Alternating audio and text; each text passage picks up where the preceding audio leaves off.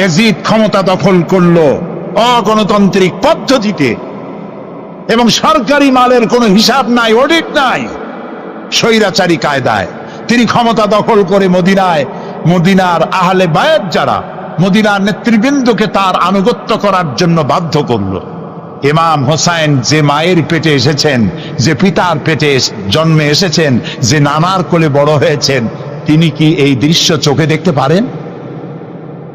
তিনি বললেন আমি কুফায় যাব। কুফার লোকেরা দাওয়াত দিল, তিনি কুফায় রওনা করবেন। মদিনার লোকেরা হাতে পায়ে ধরলো, কুফায় আপনি যাবেন না। তিনি বললেন আমি কোন ক্রমে ইয়াজিদের বশ্যতা স্বীকার করব না, আমি এর বিরোধিতা করবই।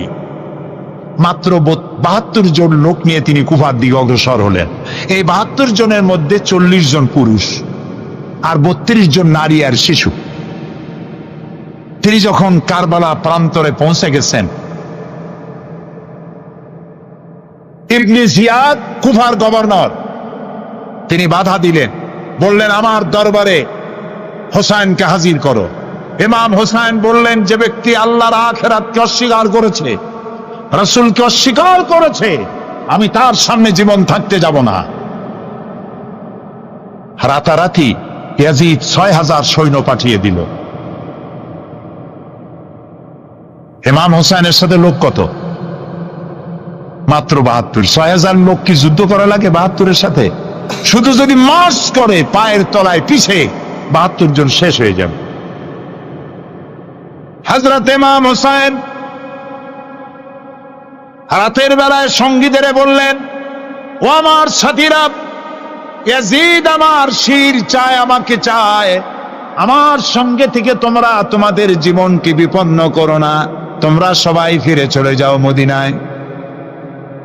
সাথীরা বললেন, ইমাম আজকে যদি আপনাকে ছেড়ে জীবনের মায়া নিয়ে মদিনায় ফিরে যাই, আর আপনার যদি শাহাদাত নসিব হয়, তাহলে কিয়ামতের দিন আল্লাহর নবীর সামনে আমরা কি জবাব দেব? আমরা আমাদের জীবন দিয়ে আপনাকে পাহারা দেব। সকালবেলা যুদ্ধ শুরু হয়ে গেল। জোহরের নামাজ আসতে না আসতে 40 জন পুরুষ শাহাদাত বরণ করলেন। এখন একজন পুরুষ বেঁচে আছেন, ইমাম হোসাইন। তাঁবুর ভিতরে স্ত্রী এবং অন্যান্য মহিলাদের কাছ থেকে বিদায় নিতে এসেছেন। তোমাদেরকে আল্লাহর হাওয়ালা করলাম, আমি যুদ্ধে চলে যাচ্ছি। আমার চোখের সামনে আমার নানাজির দামদার মোবারক শহীদ হওয়া ইসলাম, সাহাবীদের রক্ত দেওয়া, জীবন দেওয়া ইসলাম, খেলাফত মিটে যাবে পৃথিবী থেকে, রাজতন্ত্র প্রতিষ্ঠা হবে, আমার জীবন থাকতে আমি তা হতে দেব না। স্ত্রী এগিয়ে এলেন, বললেন, হোসাইন জিহাদের ময়দানে থেকে আমি আপনাকে বিরত থাকতে বলবো না, তবে একটি দাবি আছে। এই যে ছোট্ট দুগ্ধপোষ্য শিশু, গত কয়েকদিন হলো ঘরে খাবার নাই, পানি নাই, আমার বুকে দুধও নাই, এই ছোট্ট বাচ্চাটিকে একটু পানির ব্যবস্থা করুন। ইমাম হোসাইন কলিজার টুকরা সন্তানকে 2 হাতে উঁচু করে ইয়াজিদি সৈন্যদের সামনে এসেছেন। ইয়াজিদি সৈন্যরা, আমার হাতের দিকে তাকাও, এটি রাসূলের আওলাদ, আমার কলিজার টুকরা সন্তান। ফোরাতের অফুরন্ত পানি প্রবাহিত হচ্ছে, একটু ফোরাতের কুলটা ছেড়ে দাও, ওর একটু পানি পান করায়। আমার সাথে তোমাদের শত্রুতা থাকতে পারে, এই নিষ্পাপ বাচ্চার সাথে তো কোনো শত্রুতা থাকার কথা নয়। তার এই আবেগপূর্ণ কথা ইয়াজিদি সৈন্যদের কলিজা স্পর্শ করলো না। তারা বিষাক্ত তীর নিক্ষেপ করলো। ইমাম হোসাইনের উঁচু করে ধরা বাচ্চার বুকের ভিতর থেকে বিষাক্ত তীর প্রবেশ করে বেরিয়ে গেল অপর প্রান্ত থেকে, রক্ত ফিনকি দিয়ে বেরিয়ে এলো। ইমাম হোসাইন 2 হাতে আজলা ভরে সেই রক্ত চেহারায় মাখতে লাগলেন আর বললেন, কলিজার টুকরা সন্তান, সালেহ আলাইহিস সালামের উটনির রক্তের চাইতে তোমার রক্ত পবিত্র। হযরত সালেহ আলাইহিস সালামের চাইতে রাসূলুল্লাহর মর্যাদা অনেক বেশি, তুমি তার আওলাদ। বাচ্চাকে কোলে করে নিয়ে স্ত্রীর কাছে গিয়ে বললেন, স্ত্রী, এই নাও তোমার বাচ্চা, ঠান্ডা হয়ে গেছে, এমন পানি পান করেছে কিয়ামত পর্যন্ত পানি পানি বলে তোমারে আর বিরক্ত করবে না। ইমাম হোসেন লড়াই করলেন ময়দানে, বহু সংখ্যক সৈন্য হতাহত করে ফোরাতের কুল উন্মুক্ত করে ঘোড়ার পৃষ্ঠ থেকে নেমে এক আস্তা পানি তুলেছেন, পানি পান করবেন। মুখের কাছে যখন আকণ্ঠ তৃষ্ণার্ত পিপাসার্ত হোসাইন মুখের কাছে পানি নিয়েছেন, হঠাৎ ভেসে উঠল মনের পর্দায়, একটু আগে আমার কলিজার টুকরা সন্তান এই পানির অভাবে চলে গেল। 40 জন মানুষ বিদায় হলো, এক ফোঁটা পানি দিতে পারলাম না, এই পানি আমি কেমনে খাই? হাতের থেকে পানি পড়ে গেল। অশ্বের পৃষ্ঠে আরোহণ করলেন, চতুর্দিক থেকে তীর আর তরবারি আসতে লাগলো। ইমাম হোসেন বললেন, থামো, একটু থামো, তোমরা কাকে তীরবিদ্ধ করছো? আমি কি তোমাদের রসূল মুহাম্মদ সাল্লাল্লাহু আলাইহি সাল্লামের নাতি নই? আমি কি তোমাদের রসূলের কলিজার টুকরা মা ফাতেমার নয়নের মণি নই? কেমন করে আবার গায়ে তোমরা তীর মারো? উম্মে সালমা, আমাদের মা উম্মে সালমা রাদিয়াল্লাহু তাআলা আনহা, সকাল বেলায় 11ই মুহররম সকাল বেলায় তিনি ঘরে বসে কাঁদতেছেন। কয়েকজন প্রতিবেশী মহিলা এসে বলছেন, মা আপনি কাঁদেন কেন? তিনি বলছেন, আজকে রাত্রে আমি স্বপ্নে দেখেছি রাসূলুল্লাহ আমার বাড়ি এসেছেন। আমি দেখতে পেলাম আল্লাহ রসুলের চোখ দিয়ে পানি পড়ছে, দাড়ি মোবারক ধুলা মাখা, বুক কাটা বলি। আমি জিজ্ঞেস করলাম, ইয়া রাসূলুল্লাহ আপনি কাঁদেনই কেন? মুখখানা মলিন কেন? দাড়ি মোবারকে ধুলাবালি কেন? রাসূলুল্লাহ বললেন, উম্মে সালমা তুমি জানো না আমি এইমাত্র কারবালা থেকে এসেছি। আমি দেখে এলাম আমার কলিজার টুকরা হুসাইনের শীর মোবারক তার দেহ থেকে বিচ্ছিন্ন করে ঘোড়ার পদতলি, ঘোড়া দিয়ে পদদলিত করা হয়েছে তার দেহ মোবারক। ইসলাম এত সহজে আসে নাই, অনেক রক্ত পাড়ি দিয়ে এসেছে ইসলাম। হযরতে হোসাইনের মস্তক মুবারক ইয়াজিদি সৈন্যরা একটা প্লেটে করে নিয়ে কুফার গভর্নর ইবনে জিয়াদের সামনে রেখেছে। ইবনে জিয়াদ চেয়ারে বসা, সিংহাসনে বসা, ইমাম হোসাইনের মস্তক মুবারক তার পায়ের কাছে রেখেছে।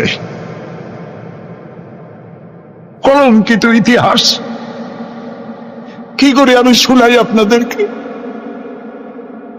ইবনে জিয়াদ চেয়ারে বসে পায়ের কাছে রাখা ইমাম হোসাইনের ঠোঁটের উপরে লাঠি দিয়া নাড়তেছে। হযরত যায়েদ রাদিয়াল্লাহু তাআলা আনহু 80 বছর বয়স, তিনি বলছেন, ইবনে জিয়াদ এতক্ষণ যা করেছো মুখ বুজে সহ্য করেছি, কিন্তু এখন যেটা তুমি করতেছো পায়ের কাছে কার ব্যথা? তুমি যে ঠোঁটের উপরে লাঠি দিয়া নাড়তেছো, আমি যায়েদ আমি দেখেছি রাসূলুল্লাহ 1000 বার এই মুখের উপরে চুমা খেয়েছেন। তোমার বেয়াদবি বন্ধ করো। প্রিয় ভাই, সব রাজতন্ত্র নয়, পরামর্শ ভিত্তিক সমাজ ব্যবস্থা প্রতিষ্ঠার জন্য আল্লাহ তাআলা ইসলাম দিয়েছেন, দ্বীন দিয়েছেন। আমার ছোটবেলার কথা আমি দেখেছি শর্ষিরা মাদ্রাসায় পড়তাম। আব্বা টাকা দিতেন মাদ্রাসায় যাওয়ার সময়, আবার মা আবার মুরগির ডিম বিক্রি করা, বিভিন্ন জিনিস বিক্রি করা বা বাজার করা পয়সা, উদ্বৃত্ত কিছু পয়সা আব্বার অজান্তে আমার হাতের মুঠার মধ্যে দিয়ে দিতেন। যখন মাদ্রাসার দিকে রওনা হয়েছি, পর্দার আড়াল থেকে দরজা থেকে দেখতাম, যতক্ষণ তাকায় দেখতেছি চোখ থেকে পানি দরদর করে পড়তেছে। সুবহানাল্লাহ, মা কি জিনিস! আল্লাহ আল্লাহ আল্লাহ। বিদেশে যদি কারো সন্তান মারা যায়, সবার জানার আগে কবি বলতেছেন, বিদেশে বিরাজ্যে যার পুত্র মারা যায়, পশু পক্ষী না জানিতে আগে জানে মায়। মায়ের কলিজার তারে টান লেগে যায়, মা বুঝতে পারে আমার সন্তানটা নাই। ইতালির রাজধানী রোম। রোম প্রাচীন সভ্যতার লালন ভূমি। কোরআনে কারিমে সূরায় রোম রয়েছে, এই রোম সেই রোম। এখানের বাদশার কাছে রাসূল করিম সাল্লাল্লাহু আলাইহি সাল্লাম হেরাক্লিয়াসের কাছে চিঠি পাঠিয়েছিলেন, সেই রোম। 12 থেকে 15,000-এর মতো বাংলাদেশি মুসলমান সেখানে আছে। জুমার দিন, যেদিন আমি গেলাম তার পরের দিনই জুমা ছিল। জুমার নামাজ পড়লাম ভ্যাটিকানের কাছেই বিশাল মসজিদ, ইউরোপের ভিতরে সবচাইতে বড় মসজিদ এটা। রোম ইসলামের দুশমনদের রাজধানী। সেইখানে যখন আযান হচ্ছে আশহাদু আন্না মুহাম্মাদার রাসূলুল্লাহ, আমার অনুভূতির কথা আপনাদেরকে বোঝাতে পারবো না, কি অনুভূতির সৃষ্টি হয়েছে আমার ভেতরে। ভ্যাটিকানের পোপ এক পাশে, কিছু দূরেই ভ্যাটিকান, ওটা হচ্ছে গোটা পৃথিবীর সমস্ত খ্রিস্টানদের কাবা, ভ্যাটিকান। তার পাশেই বিশাল মসজিদ, সেখানে নামাজ পড়লাম। চিন্তার ভেতরে আসলো আল্লাহ রাব্বুল আলামিন তার হাবিবের নাম, তার তাওহীদ, তার সালাতকে কিভাবে বিশ্বময় ছড়িয়ে দিলেন। আবু জাহেল চাইছিল মুহাম্মদ সাল্লাল্লাহু আলাইহি ওয়াসাল্লামকে স্তব্ধ করে দেবে মক্কার জীবনেই।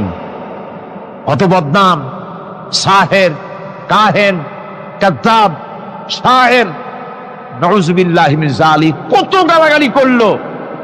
আর আল্লাহ শোনালেন, হাবিব চিন্তার কোনো কারণ নাই, ওয়া রাফা'না লাকা যিকরাক, আমি আপনার প্রশংসা বিশ্বময় ছড়িয়ে দেব। সুবহানাল্লাহি ওয়া বিহামদিহি।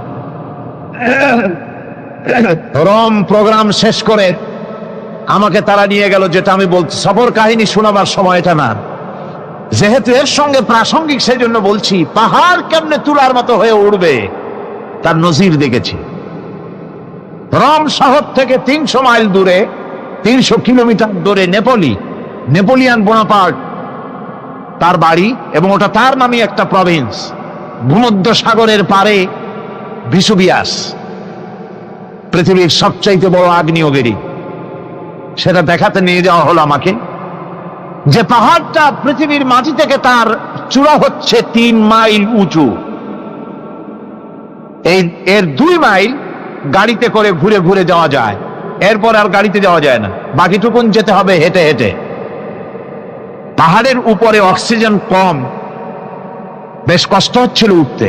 জীবনে প্রথম পাহাড়ে চড়েছি জাবালে নূর, রাসূল করিম সাল্লাল্লাহু আলাইহি ওয়াসাল্লামের উপরে যেখানে ওহী হয়েছিল সর্বপ্রথম।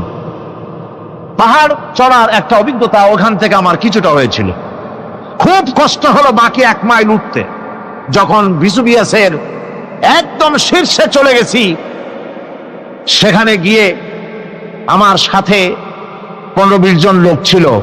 আমি নিজেই আল্লাহু আকবার বলে আমার গলা থেকে আওয়াজ বেরিয়ে গেল। আমি দেখতে পেলাম ভিসুভিয়াসের শীর্ষে বিশাল গর্ত। আমার মনে হয় গর্তটা এই মাঠের 1/4 হবে, এই মাঠের 1/4 হবে গর্তটা। সেই গর্তটার গভীরতা হচ্ছে 1.5 কিলোমিটার। এইখান থেকে পাথরগুলি উত্থিত হয়েছে, আগ্নেয়গিরি পাথর আগুনে গলে লাভা হয়ে এগুলি পাহাড় বেয়ে উপচে পড়েছে, চতুর্দিকে 12 মাইল ছড়িয়ে গিয়েছে। আমার মনে পড়লো ওয়াকুদুহান নাস ওয়াল হিজারা, জাহান্নামের আগুনের ইন্ধন হবে মানুষ আর পাথর। আমি সেখানে সেজদায় পড়ে গিয়া কান্নাম আর বললাম, আল্লাহ জাহান্নামের আগুন হারাম করে দিও আমাদের জন্য। পাথর কিভাবে গললো, গলে পাথরগুলি গলে পুড়ে চতুর্দিকে পড়েছে, আর ছিটকেছে, চতুর্দিকে ছিটকে পড়েছে। সেই পাথরগুলি ছিটকে ছিটকে যেগুলি পুড়ে পড়েছে, সেগুলিকে দূরে সাদা রঙের বলে মনে হয়, কোনোটা সাদা কোনোটা কালো, মনে হয় যেন তুলার মতো হয়ে পড়ে আছে চতুর্দিকে। 1944 সনে তৃতীয়বারের মতো ভিসুভিয়াস যে অগ্নিগিরি, যে অগ্নি উৎপাত করে, তাতে আশেপাশের 12 মাইল এলাকা এফেক্টেড হয়ে যায়। পাথরগুলি গলে এভাবে বিধ্বস্ত করে দিয়েছে। এখান থেকে এখানে জোহরের নামাজ, আসরের নামাজ আমরা পড়লাম, আল্লাহর কাছে খুব দোয়া করলাম। এখনো ধোঁয়া উঠতেছে, এখনো পাহাড়ের ফাটল দিয়ে ধোঁয়া উঠছে। একজন হাত দিয়ে আমাকে বলল যে খুব গরম লাগে ধোঁয়াগুলি। ওখানকার লোকেরা বলল যে ভেতরে এখনো আগুন আছে, তবে সুপ্ত, যে কোনো মুহূর্তে আবার তা জাগ্রত হতে পারে। আমরা সেখান থেকে নেমে এলাম। একটু কিছু দূর গিয়েই সেখানে হলো পম্পেই শহর। এই পম্পেই শহরটা হচ্ছে ঈসা আলাইহিস সালামের জন্মের 2000 বছর আগে এই শহর তৈরি হয়। ঈসা আলাইহিস সালামের জন্মের 179 বছর পর ভূমিকম্প হয়। সেই ভূমিকম্পে গোটা পম্পেই শহরটা পৃথিবীর মানুষের চোখের আড়াল হয়ে যায়, ধ্বংস হয়ে যায়, মাটির তলায় ভরাট হয়ে যায়। আজ থেকে 200 বছর আগে মাটি খনন করতে গিয়ে এই শহর আবিষ্কৃত হয়। পুরা শহরটা খুঁড়ে তারা বের করেছে। 180 হেক্টর জমিনের উপর এই বিশাল শহর। ঘুরে ঘুরে দেখলাম, গাড়ি চলে না সেখানে, পায়ে হেঁটে দেখতে হলো। প্রশস্ত রাস্তা। আজ থেকে 4000 বছর আগের মানুষেরা রাস্তা বানাতে জানতো পাথর দিয়ে, এবং রাস্তার দুধারে তাদের ছিল ফুটপাত, পানির ব্যবস্থা, নগরায়নের সব রকমের সুযোগ সুবিধা। তারপরে সেখানে বিচারালয়, এরপরে দোকানপাট, বাজার ঘাট, সবকিছুর ব্যবস্থা রয়েছে। বিশাল বিশাল পাথরগুলি দিয়ে পিলার তৈরি করা। ভাবলাম এই পিলারগুলি, এই পাথরগুলি তারা কিভাবে ক্রেন ছাড়া এত উপরে উঠালো কি করে, আমার মাথায় আসলো না। পাথর কেটে কেটে সুন্দর সুন্দর অঙ্কন শিল্প তারা করেছে। এরপরে ঘুরতে ঘুরতে বাদশার রাজার বাড়িতে গিয়ে ঢুকলাম। সেখানে গিয়ে দেখলাম উলঙ্গ এত মূর্তি পাথরের তৈরি করা। পাথর কেটে কেটে দেওয়ালে যৌন মিলনের এমন কোন অশ্লীল ছবি নাই যা তারা সেখানে তৈরি করে নাই। উলঙ্গ মূর্তি আর উলঙ্গ যৌন মিলনের অসংখ্য ছবি দিয়ে এই এলাকা ভরা। তখন আমি বুঝলাম আল্লাহর গজব হওয়ার কারণটা কি, এই শহরটা মাটির নিচে হরপ হয়ে যাওয়ার কারণটা কি।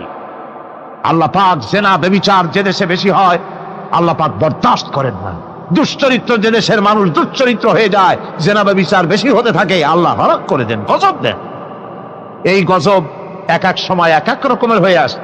কখনো মাটির নিচে দাবায় দেন, কখনো মহামারী, কোন দেশে কলেরা, কোন দেশে জলোচ্ছ্বাস, কোথাও ভূমিকম্প, আর সর্বশেষ এই জেনা ব্যভিচারের জন্য আল্লাহ পাকের চূড়ান্ত, এই যৌনতার অশ্লীলতার জন্য চূড়ান্ত গজব বর্তমান বিশ্বের জন্য এইডস।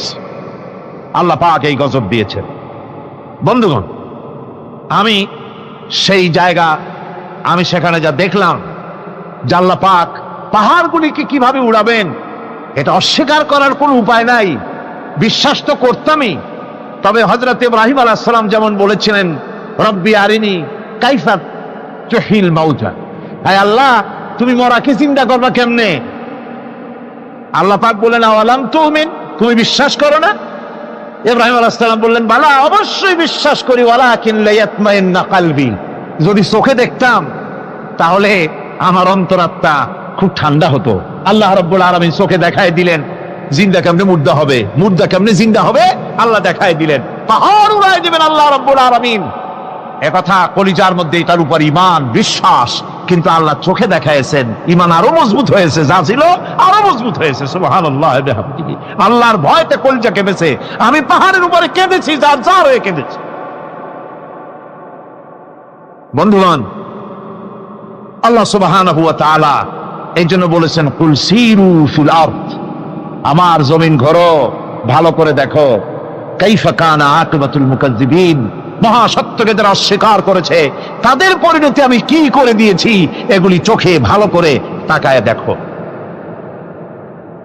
আমার বন্ধুগণ, সুতরাং এই পৃথিবীর অবসান হবে, এই পৃথিবী ধ্বংস হবে, এই পৃথিবী চূড়ান্ত ভাবে শেষ হয়ে যাবে। ও হ্যাঁ, আরেকটি কথা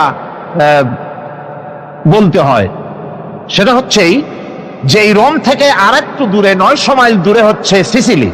900 মাইল দূরে, সেখানে এই সিসিলি মুসলমানেরা শাসন করেছিল 350 বছর। সেই সিসিলিতে রয়েছে 360টা মসজিদ মুসলমানদের করা। সমস্ত মসজিদগুলি আজ তালা বন্ধ, একটা মসজিদও খোলা নাই। সেখানকার মুসলমানেরা ওয়াজ শুনতে এসেছিল রোমে। আমি তাদের জন্য পরামর্শ দিয়েছি যে গভর্নমেন্টের কাছে তোমরা দাবি জানাও যে অন্তত একটা মসজিদের দরজা আমাদের জন্য খুলে দাও। রোমের অবস্থানরত প্রবাসী বাংলাদেশি মুসলমানেরা আমাকে বলেছে তাদের অনেকের বাড়ি চট্টগ্রামেও আছে, আমাকে বলেছে তাদের চোখে পানি আসছে বলার সময় যে চিরময়ের তাফসীর মাহফিল যখন আসে কলজাটা কাঁদতে থাকে যাওয়ার জন্য। তো যাওয়া তো সম্ভব না এত দূর থেকে, আমাদের সালাম বলে দিবেন যত লোক আসবে, আর আমাদের জন্য দোয়া করতে বলবেন যেন এই রোমের ভিতরে আমরা ইসলামের আদর্শের ভিত্তিতে আমরা যেন চলতে পারি। আপনারা দোয়া করুন তাদের জন্য। ভাইরা আমার, এই পৃথিবী একদিন পরিসমাপ্তি ঘটবে এবং আল্লাহর দরবারে আমাদেরকে উঠতে হবে এবং সেখানে আমাদের বিচার হবে। সেখানে আমাদের কি হবে? বিচার হবে। আল্লাহ পাক বিচারটাকে নির্ভুল করার জন্য, সঠিক করার জন্য প্রত্যেকের গলায় আমলনামা ঝুলায় রাখছে, এখানে রেকর্ডের ব্যবস্থা করা হয়েছে। আল্লাহ পাক বলছেন ওয়া কুল্লু ইনসানিন আলজামনাহু তাইরাহু ফি উনুকিহি ওয়া নুখরিজু লাহু ইয়াওমাল কিয়ামাতি কিতাবান ইয়ালকাহু মানশুরা। আল্লাহ পাক বলেন প্রত্যেকের ভালো মন্দ কর্মফল, কর্মলিপি আমি তার গলায় ঝুলায় রেখেছি। কিয়ামতের দিন সে নিজের কাছে স্পষ্ট সব দেখতে পারবে, কোনো জিনিস বাদ পড়বে না। তার গলায় তার আমলনামা ঝুলানো আছে, সব রেকর্ড হতেছে। আমরা যা করছি সবগুলি রেকর্ড হয়ে যাচ্ছে। বর্তমান বিজ্ঞানীরা আবিষ্কার করেছে যে মানুষের শরীরের ভিতরে ডিএনএ আছে, রক্তের ভিতরে ডিএনএ, এটা একটা কোড। মানুষের রক্তের ভিতরে ডিএনএ আছে। যেমন তার ব্রেনের ভিতরে কতগুলি কোষ আছে, এক একটা কোষ এক এক ধরনের কাজ করে, অনুরূপ ভাবে তার শরীরের ভিতরে রক্তের ভিতরে ডিএনএ আছে। এই ডিএনএটা কি? এই ডিএনএটা হচ্ছে, এই ডিএনএ একটা কম্পিউটারের মতো কাজ করতেছে। লোকটা কি করবে, কোথায় যাবে, সে ভালো হবে মন্দ হবে কি হবে, সব তার ডিএনএ এর মধ্যে রেকর্ডকৃত আছে। এটা বোঝার জন্য একটা সুন্দর দৃষ্টান্ত দেওয়া যায়। যেমন এই কাগজটাকে আপনারা মনে করুন একটা গাড়ির একটা ব্লুপ্রিন্ট, একটা গাড়ির ব্লুপ্রিন্ট। এখানে লেখা আছে গাড়ি কিভাবে তৈরি হবে। এই কাগজটা নিয়ে ঘরের মধ্যে রেখে দিলেন। এখন এই কাগজটা থেকেই অটোমেটিক গাড়ির উইন্ডো তৈরি হলো, শিল তৈরি হলো, গাড়ির বডি তৈরি হলো, চেসিস তৈরি হলো, টায়ার তৈরি হলো, ইঞ্জিন তৈরি হলো, ব্যাটারি তৈরি হলো, পেট্রোল নিল, আর কোন রকমের ড্রাইভার ছাড়াই গাড়ি চলতে আরম্ভ করলো। এই কথাটা যদি মনের মাথার মধ্যে আনতে পারেন যে এটা কিভাবে হইতে পারে, এতে লেখা অনুযায়ী যেভাবে হওয়া যদি সম্ভব হয়, অনুরূপ ভাবে মানুষের রক্তের ভিতরে ডিএনএ এর আবিষ্কার করেছে। এর ভিতরে মানুষের ভালো মন্দ, কোথায় যাবে কি করবে, সবকিছু এর মধ্যে রয়েছে। কোরআনে কারীমে আল্লাহ রাব্বুল আলামিন, আমি গত বছর বলছিলাম যে বিজ্ঞানের আবিষ্কার যত বাড়বে কোরআন বোঝা মানুষের জন্য তত সহজ হবে। কোন সুবহানাল্লাহ। কোরআন বোঝা মানুষের জন্য তত সহজ হবে। সুতরাং মানুষের গলার সাথে আল্লাহ পাক বলছেন যে একটা আমলনামা আমি ঝুলাই দিয়েছি তার গলার সাথে, সে যা করতেছে ওখানে সব লিপিবদ্ধ হচ্ছে, কম্পিউটারাইজড, কম্পিউটারের মতো এগুলি সব গ্রহণ করতেছে। এগুলি কিয়ামতের দিন তার সামনে হাজির করা হবে। কিয়ামতে যখন আমলনামা তার সামনে দিয়ে বলা হবে ইকরা কিতাবাকা কাফা বিনাফসিকাল ইয়াওমা আলাইকা হাসিবা, তাকে বলা হবে নিজের কর্মলিপি নিজেই পড়ো, আজ তুমি তোমার নিজের হিসাব নিতে যথেষ্ট। বন্ধুগণ, এই মাহফিলে যত লোক আমরা বসে আছি, আমরা আমাদের হিসাব নিতে যথেষ্ট না আরেকজন লাগবে? কোন আমরা যথেষ্ট কিনা? কথা বোঝেন নাই। আমি বলতে চেয়েছি এটা, আমরা যদি এখন চোখ বুঝে চিন্তা করি যে পিছনের জীবনে কি করেছি, মনে পড়বে নাকি পড়বে না? বলেন সবাই, পড়বে কি পড়বে না? ছোটবেলায় কবে পায়ের নিচে কাটা ফুটেছিল, কবে কোথায় আছাড় খেয়েছিলেন, কবে কার বেল তাল আম কাঁচা আম চুরি করে খেতে গিয়ে কি খেয়েছিলেন, তারা খেয়েছিলেন, তাকে এখন মনে নাই? আছে। তাহলে কি ওই তাল বেল চুরি করতে গিয়ে যে কিলটা খাইছিলেন সেটাও মনে আছে, ভালো মন্দ সব মনে আছে। তাহলে কোন হোটেলের রুমে কি করছিলেন, কোন স্কুলে কোন কলেজে কি করছিলেন, তারপরে জীবনে ছোট বড় ঘটনাগুলি চোখ বুঝতে মনে পড়বে না? এবার হিসাব করেন, মনে যদি পড়ে এবার হিসাব করেন আপনি জান্নাতি না জাহান্নামে। আপনি আপনার নিজের হিসাব নেওয়ার জন্য যথেষ্ট। তাকে হিসাব করতে বলা হবে, তোমার হিসাব, তোমার নিজের হিসাব নেওয়ার জন্য তুমি যথেষ্ট, তোমার হিসাব তুমি নিজেই করো, এটা পড়ো। আর সেই কিয়ামতের দিন কোনো সাহায্যকারী মিলবে না। لن تنفعكم أرحامكم ولا أولادكم يوم القيامة لن تنفعكم। কিয়ামতের দিন কোনো ফায়দা হবে না, অবশ্যই কোনো ফায়দা হবে না, কোনো উপকারে আসবে না। কিয়ামতের দিন তোমার সন্তান, তোমার স্ত্রী, তোমার মাল, তোমার সম্পদ কোন উপকারে আসবে না। কিয়ামতের ময়দানে সেদিন সব তোমার সাথে বিচ্ছেদ করবে, সব পালায় যাবে। সেখানে উৎকোষেরও কোনো কারবার নাই যে ঘুষ টুস দিয়া, ফেরেশতাদের কোন রকম বুঝবাজ দিয়া, আলাদা কোনো চোরাগলি পথ দিয়া একেবারে ফুট করে ভেস্তে চলে যাবেন, এমন কোনো সুযোগ নাই। অনেকে বলে হুজুর এমন কিছু দোয়া শিখায় দেন যাতে ওই সব জেহাদ বোমা এগুলি খুব ভয় পাই, ওসব রাস্তা টাস্তা না, খুব সহজে কিছু দোয়া দুরূদ করিয়া আস্তে করে জান্নাতে চলে যাওয়া যায়, এরকম একটা দোয়া, এরকম একটা পথ বলে দেন। আমি বলি ভাই, এরকমের কোন চোরাগলি আমার রাসূল আবিষ্কার করতে পারেন নাই। আল্লাহর পয়গম্বরের ওই ধরনের পথ, কোন পথ আবিষ্কার করতে পারেন নাই। সেখানে কিয়ামতের দিন কাউকে উৎকোষ গ্রহণ করার কেউ নাই, উৎকোষ দেওয়া যাবে না। আর উৎকোষ দিবি নেবা কি, আপনার কাছে কিছু নাইও, থাকলেও নেওয়ার কেউ নাই। এই দুনিয়ায় ফাঁকিবাজি করে বহুত কিছু করা যায়, কিন্তু কিয়ামতের মাঠে এগুলি কিছুই চলবে না। اليوم لا ينفع مال ولا بنون। কিয়ামতের দিন ধন, সন্তান, সন্ততি আর সম্পদ কোনো কাজে লাগবে না। সেদিন শুধু আমল, আমল যদি ভালো হয় কাজে লাগবে, আমল খারাপ হবে সব শেষ হয়ে যাবে।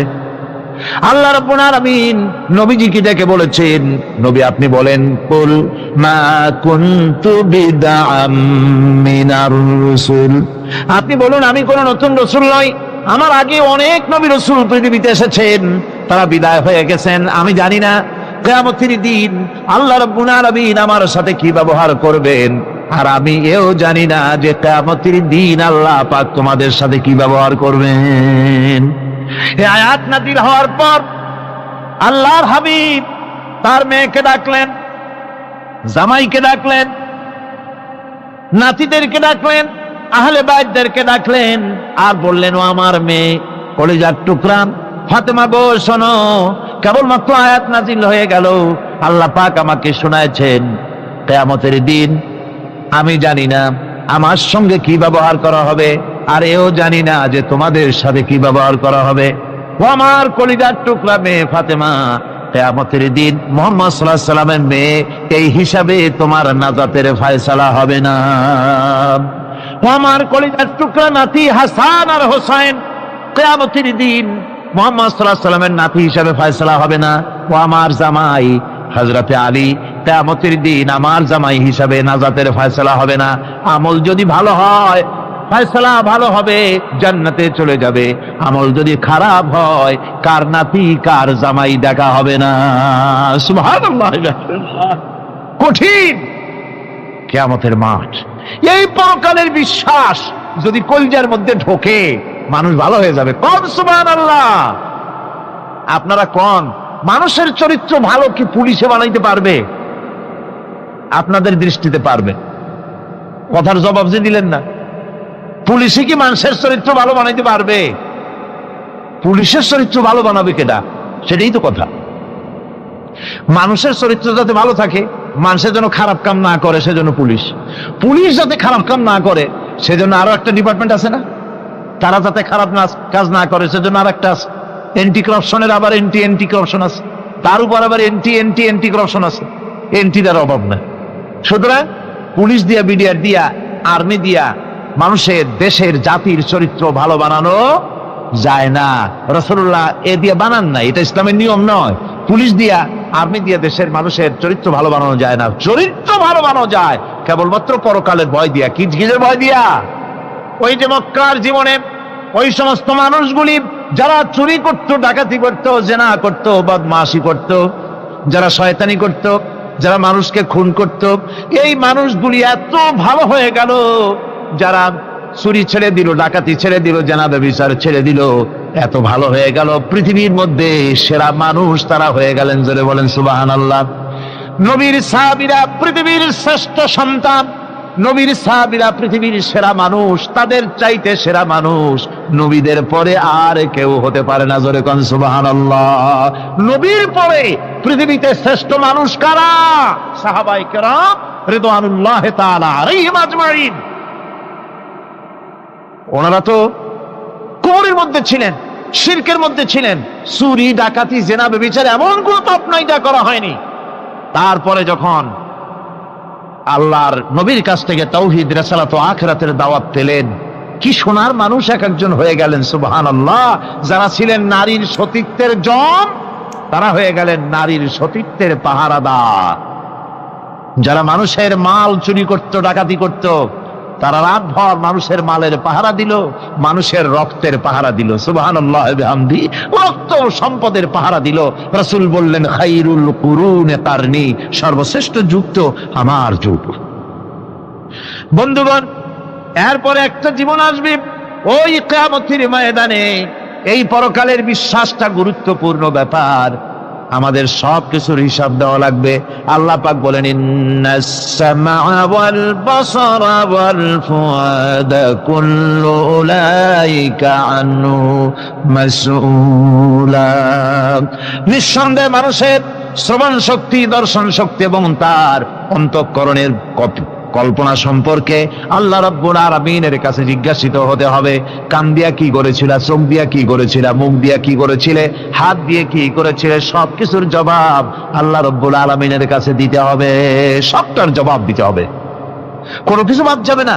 এমনকি মনের ভিতরে যে কল্পনা আমরা করি, এই কল্পনার হিসাবও আল্লাহর দরবারে দিতে হবে।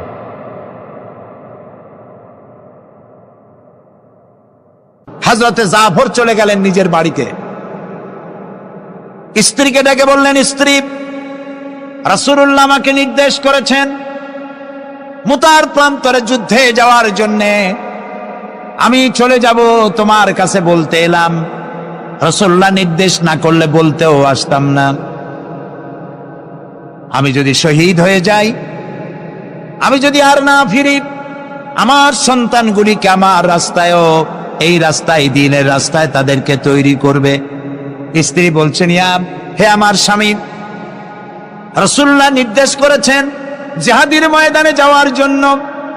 আমি আপনাকে বাধা দেওয়ার হিম্মত রাখি না, তবে আমি আল্লাহর কাছে হাত তুলে বলি। তিনি দোয়া করতে লাগলেন, রব্বুল আলামিন, আমার স্বামী রাসূলুল্লাহর নির্দেশে জিহাদের ময়দানে যেতেছেন, তুমি মেহেরবানি করে আমার স্বামীকে জিহাদের গাজী বানায়া আমার কাছে ফিরাইয়া দিও। হযরতে জাফর তরবারিটা খাপের মধ্য থেকে বের করে তরবারির উল্টা দিক দিয়া স্ত্রীর মুনাজাত করা অবস্থায় তার হাতের উপরে মৃদু আঘাত করলেন আর বললেন, স্ত্রী হাত নামাও, উল্টা দোয়া করো না। রাসূলুল্লাহ আমার নাম দ্বিতীয় নম্বরে বলেছেন, আমার আগেও একজন আছে, পরেও একজন আছে। মুতার প্রান্তরে আমি যে শহীদ হব তাতে কোনো সন্দেহ নাই। উল্টা দোয়া করো না, বরং আমার শাহাদাত মঞ্জুরের জন্য দোয়া করো, আর এই আমার সন্তানগুলিকে দ্বীনের রাস্তায় পরিচালিত করো। আর আমি তোমার কোনো হক আদায় করতে পারি নাই, আমারে মাফ করে দিও। হযরতে জাফর সালাম দিয়ে চললেন। পিছনে স্ত্রী কাঁটা কবুতরের মতো ছটফট করছে, আর ছোট ছোট বাচ্চারা পিছনে দৌড়াচ্ছে, আব্বা আব্বা বলে কাঁদতেছে। হযরতে জাফর পিছনের দিকে একবার ফিরে তাকায়, দেখলেন না কে কান্দে, কে দৌড়ায়। যুবক আব্দুল্লাহ বিন রাওয়াহা, তিনি নতুন বিবাহ করেছেন। আজকের রাত তার বাসর সজ্জার রাত। রাসূলুল্লাহ হুকুম করেছেন জিহাদে যেতে হবে। তিনি চলে গেলেন নিজের বাড়িতে। বাড়ি গিয়ে শুনতে পান রাতের বেলায় স্ত্রী তেলাওয়াত করতেছেন কোরআনে কারীম। হযরতে জাফর হযরতে আব্দুল্লাহ বলছেন, স্ত্রী একটু কোরআন পড়া বন্ধ করো, আমার কথা শোনো। আল্লাহর নবী আমাকে জিহাদের জন্য যাওয়ার জন্য আমাকে নির্দেশ করেছেন, আমি জিহাদে চলে যাচ্ছি। তোমার সঙ্গে বিবাহ হয়েছিল, আমি তোমার কোনো হক আদায় করতে পারি নাই, এজন্য আমারে তুমি মাফ করে দিও।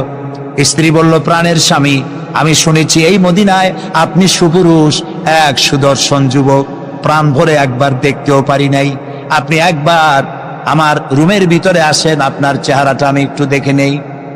স্বামী বললেন, আমি তোমার রুমে ঢুকবো না, আমি তোমার রুমের ভিতরে যাব না, আমি এখনই যুদ্ধে রওনা করব। স্ত্রী বলছেন, প্রাণের স্বামী, রুমের ভিতরে প্রবেশ করলে পরে আমি কোনো প্রেম নিবেদন করব না, শুধু একবার চেহারাটা ভালো করে দেখে রাখতে চাই, কারণ কিয়ামতের ময়দানে আমি যেন আপনাকে স্বামী বলে চিনে নিতে পারি। হযরত আব্দুল্লাহ বলছেন, প্রিয়তমা স্ত্রী শোনো, যদি তোমার এই ধারণাই হয়, এই নিয়ত যদি থাকে, আর আমার শাহাদাতের পরে যদি তুমি সবর করতে পারো, আমাকে আর দেখার দরকার নাই। আল্লাহ যদি আমার শাহাদাত মঞ্জুর করেন, তাহলে কিয়ামতের দিন জান্নাতের ভেতরে তোমাকে আমাকে স্বামী স্ত্রী হিসাবে আল্লাহই পরিচয় করাইয়া দিবে। হযরত আব্দুল্লাহ চলে গেলেন জিহাদের ময়দানে। যুদ্ধ শুরু হয়ে গেল। 3000 সৈন্য রাসূলুল্লাহর পাঠানো সাহাবীদের প্রচন্ড আক্রমণে রোমান সৈন্যরা পালায়ে কুল পাচ্ছে না। হযরতে যায়েদ শহীদ হলেন। হযরতে জাফর, তার ডান হাত কাটা গেল, তার বাম হাত কাটা গেল, এবার ঝুলন্ত, হাত কাটা, পা কাটা, এই অবস্থায় তিনি পড়ে আছেন। হযরতে আব্দুল্লাহ বিন রাওয়াহা তিনি ছুটে গেলেন তরবারি ধরার জন্য, তিনি ছুটে গেলেন ইসলামের পতাকা ধারণ করার জন্য। কাছে গিয়ে দেখেন কে যেন পতাকা উঁচু করে রেখেছে। কাছে গিয়ে দেখেন হযরতে জাফর হাত কাটা দুদিকে পড়ে আছে, পা কাটা দুদিকে পড়ে আছে, শূন্য মাথাটা তার। হযরতে জাফরের শূন্য মাথা ইসলামের পতাকা ধরে কামড়ে ধরে উঁচু করে রেখে দিয়েছে। হযরতে জাফর শাহাদাতের সময় বলেছিলেন, ও আমার রসুলের সাহাবীরা, আল্লাহ রসুলকে আমার বিদায় সালাম আরজ করে দিও। আমি এখন আমার নাকের ভিতরে জান্নাতের সুঘ্রাণ পেতেছি, আমার মনে হয় এখনই আমার শাহাদাত নসিব হয়ে যাবে। ও জাফর, তোমার শাহাদাতের পরে আল্লাহ তোমার সাথে কি ব্যবহার করেছেন? হযরতে জাফর বলেন, আল্লাহ তাআলা আমাকে জান্নাতের নাজ ও নেয়ামত দিয়ে আমাকে জিজ্ঞাসা করেছেন, তুমি আর কি চাও? আমি বলেছি, রব্বুল আলামিন, কিচ্ছু চাই না, জমিনে আর একবার পাঠাও তোমার দিনকে প্রতিষ্ঠার জন্য, তোমার দিনের রাস্তায় আর একবার জীবন দিয়ে আসি। হযরতে লোকমান তিনি তার সন্তানকে ডেকে বলছেন, কত বড় নসিহত, লক্ষ্য করেন। সন্তানকে ডেকে বলছেন, ইয়া বুনাইয়া, হে কলিজার টুকরা সন্তান, ইন্নাহা ইনতাকু মিসকালা হাব্বাতিন মিন খারদালিন, তোমার জীবনের কোনো একটি আমল তা যদি সরিষার দানা পরিমাণ হয়। হযরত লোকমান যখন এসেছিলেন তখন পৃথিবীটা বিজ্ঞানের যুগ ছিল না। নবী করিম সাল্লাল্লাহু আলাইহি সাল্লাম বিজ্ঞানের যুগে আসেন নাই, কিন্তু তারপরে আর কোন নবী আসবেন না বলে আল্লাহ তাআলা সরিষার দানার কথা ব্যবহার করেন নাই, জাররা শব্দ ব্যবহার করেছেন। জাররা হচ্ছে পরমাণু, অণু, পরমাণু পরিমাণ। ফামাইয়া আমাল মিসকালা জাররাতিন শাররাইয়ারা ওয়ামাইয়া আমাল মিসকালা জাররাতিন শাররাই, প্রথমটা খায়রাইয়ারা। তো এখানে আল্লাহ তাআলা জাররা শব্দ ব্যবহার করেছেন, যেহেতু এখন বিজ্ঞানের যুগ, আর আল্লাহ তাআলার কাছে সবটাই, সমস্ত কাল হলো বর্তমান কাল, অতীত ভবিষ্যৎ বলে কোনো কাল নাই। এই জন্য নূহ আলাইহিস সালামের যুগটা ছিল বৈজ্ঞানিক যুগ, ছিল না হযরতে লোকমানের সময়। তাই আল্লাহ তাআলা সে সময় সরিষা পাওয়া যেত, সরিষার কথা বলেছেন। এখন তো অণু পরমাণু দিয়ে অ্যাটম বোমা তৈরি করা হয়, বিভিন্ন মারণাস্ত্র তৈরি হয়, সামান্য অণু সেটাকে ভেঙ্গে চুরে আরো পরমাণু, আরো ছোট্ট ক্ষুদ্রাতি ক্ষুদ্র জিনিস দিয়ে ধ্বংস করে দেওয়া যায় এলাকা থেকে এলাকা। সেই জন্য আল্লাহ তাআলা জাররা শব্দ ব্যবহার করেছেন, এখানে সরিষার দানার কথা ব্যবহার করছেন। আল্লাহ তাআলা বলেন, হযরত লোকমান বলছেন, ও আমার প্রিয় সন্তান, যদি তোমার কোন সরিষা পরিমাণ আমলও যদি পাথরের ভিতরে কোথাও লুকিয়ে থাকে, মহাশূন্যে যদি হারিয়ে যায়, মরুভূমির ভিতরে যদি হারিয়ে যায়, আকাশ এবং পৃথিবীতে কোথাও যদি তা লুকিয়ে থাকে, অবশ্যই আল্লাহ রাব্বুল আলামিন কিয়ামতের দিন তা উপস্থিত করবেন। কত বড় কথা! সরিষার দানা পরিমাণ আমল যদি আল্লাহ কিয়ামতে উঠান, জেনা, ব্যভিচার, মদ, জুয়া, এই সমস্ত বড় বড় পাপ আল্লাহ দেখাইতে পারবেন না? পারবেন। সন্তানকে কিভাবে নসিহত করতে হয়, সন্তানকে গুলশানে 4টা বাড়ি দেওয়া, বাড়ি রেখে যাওয়া, ব্যাংকে হাজার হাজার কোটি টাকা ব্যাংক ব্যালেন্স রেখে যাওয়া সন্তানের জন্য কল্যাণকর নয়। রাসূলুল্লাহ বলেছেন, মাতা পিতার পক্ষ থেকে সন্তানকে ইলম শিক্ষা দেওয়া, আদব শিক্ষা দেওয়ার চাইতে উত্তম উপহার মা বাপের পক্ষ থেকে সন্তানের জন্য দেওয়ার আর কিছুই নাই। হযরত আলী রাদিয়াল্লাহু তাআলা আনহু বলছেন, লাইসাল ইয়াতীমুল্লাযী قد مات والده بل اليتيم يتيم العلم والأدب। যার বাপ মা মারা গেছে, যার পিতা মারা গেল, সেই প্রকৃত এতিম নয়। প্রকৃত এতিম হচ্ছে যার কাছে কোরআন হাদিসের জ্ঞান নাই আর আদব নাই।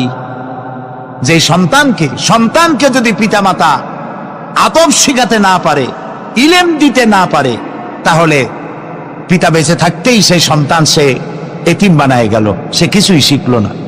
এই জন্যে হযরত লোকমান তার সন্তানকে শিখালেন, দেখো সরিষা পরিমাণ আমলও যদি করো তাও পলায় থাকতে পারবে না। সুতরাং তুমি তোমার আমল সম্পর্কে সতর্ক হও। আল্লাহ তোমার সমস্ত আমলগুলি দেখতে পাচ্ছেন। আল্লাহ দেখতে পাচ্ছেন না সব? আল্লাহ রাব্বুল আলামিন বলেন, وَيَعْلَمُ مَا فِي الْبَرِّ وَالْبَحْرِ وَمَا تَسْقُطُ مِنْ وَرَقَةٍ إِلَّا يَعْلَمُهَا। এই পৃথিবীতে যদি কোনো একটি সমুদ্রের মধ্যে কি হয়, স্থলভাবে কি হয়, আল্লাহ রাব্বুল আলামিন বলেন আমি জানি। শুধু তাই নয়, পৃথিবীর কোনো একটি গাছের পাতা যদি পড়ে যায়, তাহলে কোন দেশের কোন গাছের কোন পাতাটি পড়েছে আমি আল্লাহ রাব্বুল আলামিনের দরবারে তার খবর হয়ে যায়। এই কথা যদি পিতা মাতা সন্তানদেরকে কাছে নিয়ে যদি বলে, বাবা জেনা, ব্যভিচার, মদ, জুয়া, শয়তানি, চাঁদাবাজি, মাস্তানি এগুলি করবা না, এগুলি একদিন মরা লাগবে, আল্লাহর কাছে হিসাব দিতে হবে। মা বাবা যদি বলতো এরকম, সন্তানগুলি ভালো হইতো। ঠিক কিনা কোন? জোরে বলেন ঠিক কিনা? প্রিয় ভাই সব, কোরআনে কারীমের অসংখ্য আয়াতের মধ্য থেকে একটি আয়াত যদি আমরা মনে প্রাণে বিশ্বাস করতে পারতাম, আমল করতে পারতাম, আমাদের চরিত্র ভালো হয়ে যেত। আল্লাহ রাব্বুল আলামিন বলেন, মা ইয়াকুনু মিন নাজওয়া সালাসাতিন ইল্লা হুয়া রাবিউহুম ওয়ালা খামসাতিন ইল্লা হুয়া সাদিসুহুম। আল্লাহ তাআলা বলেন, শোনো, যেখানে তোমরা 3 জনে মিলে পরামর্শ করো, 3 জনে মিলে যেখানে পরামর্শ করো, মনে করো ওখানে তোমরা 3 জন নও, চতুর্থ আর এক সত্তা সেখানে আছে, নাম কি তার? বলেন, ওয়ালা খামসাতিন ইল্লা হুয়া সাদিসুহুম। যেখানে 5 জন তোমরা পরামর্শ করো, সেখানে ষষ্ঠ আর এক সত্তা আছে, তার নাম কি? আল্লাহ। ওয়ালা আদনা মিন যালিকা ওয়ালা আকসারা ইল্লা হুয়া মাহুম আইনামা কানু। এর থেকে সংখ্যায় যদি কম হও, এর থেকে সংখ্যায় যদি বেশি হও, তুমি যেখানে আমি আল্লাহ সেখানে। সুবহানাল্লাহ। প্রিয় ভাই সব, এই যত বোমাবাজি হয়, গ্রেনেড বাজি হয়, কোনো না কোনো জায়গায় পরামর্শ হয় না? হয় না? পরামর্শ হয়। শেখ বেলাল উদ্দিন খুলনার দৈনিক সংগ্রামের প্রতিনিধি ছিলেন। আজকের পত্রিকায় দেখতে পেলাম তাকে হত্যা করার জন্য পরামর্শ হয়েছিল এবং সেখানে খুনিকে 1.5 লক্ষ টাকা পুরস্কার দিয়ে 20,000 টাকা অগ্রিম করা হয়েছিল। এরকম একজন ভালো সাংবাদিককে হত্যা করার জন্য পরামর্শ করা হলো। বেলালের নাম যখন মনে আসলো, দোয়া করি আল্লাহ তাআলা বেলালকে, হযরতে বেলাল রাদিয়াল্লাহু তাআলা আনহুর সঙ্গী করে জান্নাতের মধ্যে জায়গা করে দিও। যেখানে বসে এই পরামর্শটা করা হলো, কিবরিয়া একজন অর্থনীতিবিদ, দেশের একজন গুণী ব্যক্তি, তাকে হত্যা করার জন্য যেখানে পরামর্শ হয়েছিল, 21শে আগস্ট গ্রেনেড হামলা করার জন্য যেখানে পরামর্শ করা হয়েছিল, সেখানে 3 জন হোক 5 জন হোক, যারাই পরামর্শ করেছিল, তাদের যদি জানা থাকতো যে আল্লাহ রাব্বুল আলামিন এই অনুষ্ঠানে তিনি দেখতে পাচ্ছেন এবং শুনতে পাচ্ছেন, তাহলে এত বড় মারাত্মক পশুর কাজ তারা করতে পারত না। হযরতে লোকমান তিনি তার সন্তানকে একেবারে বাচ্চা অবস্থায় বুঝায় দিলেন, হে আমার ছেলে, কলিজার টুকরা, ছোট্ট একটি সরিষার দানা পরিমাণ আমলও যদি করো, ওইটা গোপন থাকবে না, আল্লাহ তাআলা উঠায় নেবেন, সুবহানাল্লাহ, তুমি দেখতে পাবে সে আমল। প্রিয় উপস্থিতি, যুবকদের বলি, তরুণদের বলি, তরুণই আজকে আমাদের টার্গেট। তরুণরা আসো ইসলামের দিকে। তোমাদেরকে যারা লাঠিয়াল বাহিনী হিসাবে ব্যবহার করে, এদের মুখে থুতু নিক্ষেপ করে বেরিয়ে আসো, রাসূলের কাতারে শামিল হয়ে যাও। যে পথে যাচ্ছ জাহান্নামের পথ, আমরা ডাকি তোমাদেরকে জান্নাতের দিকে। সুবহানাল্লাহ। প্রিয় ভাই সব, আমি আপনাদের খেদমতে আরজ করব, হযরতে লোকমানের এই তৃতীয় নসিহতের শেষ অংশটি করেই আমরা আপনাদের সামনে যে কথা বলতে চাই তা হলো, হযরতে লোকমান বলছেন, ওয়া'মুর বিল মারুফি ওয়ানহা আনিল মুনকার, ভালো কাজের আদেশ দাও, অন্যায় কাজ থেকে মানুষকে বিরত রাখো। সুবহানাল্লাহ বলেন, সবাই বলেন সুবহানাল্লাহ। ভালো কাজের আদেশ দাও। ভালো কাজের আদেশ দেওয়া। আজকে হলো মুহররম মাস, আজকে কি আর মাত্র একদিন পরে আশুরা হবে। হযরত ইমাম হোসাইন এবং তার সাথী সঙ্গী শাহাদায়ে কারবালার জন্য আমরা দোয়া করব। আমরা আমাদের মা বাবার জন্য দোয়া করব। এটা দোয়া কবুলের আজকের শুক্রবার ছিল। সুবহানাল্লাহ। প্রিয় ভাই সব, এত বড় বিশাল মাহফিল জীবনে আরেকটা পাবো, কোন নিশ্চয়তা আছে কি?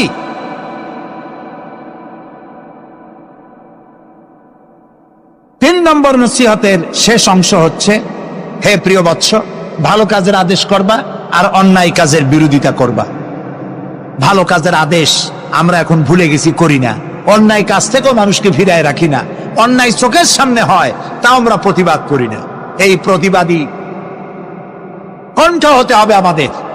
রাসূলুল্লাহ বলেছেন, মান রা মিনকুম মুনকারান ফালিয়ুগাইয়িরহু বিয়াদি ফাইন লাম ইয়াস্তাতি ফাবিলিসানি ফাইন লাম ইয়াস্তাতি ফাবিকলবি ওয়া যালিকা আযআফুল ঈমান।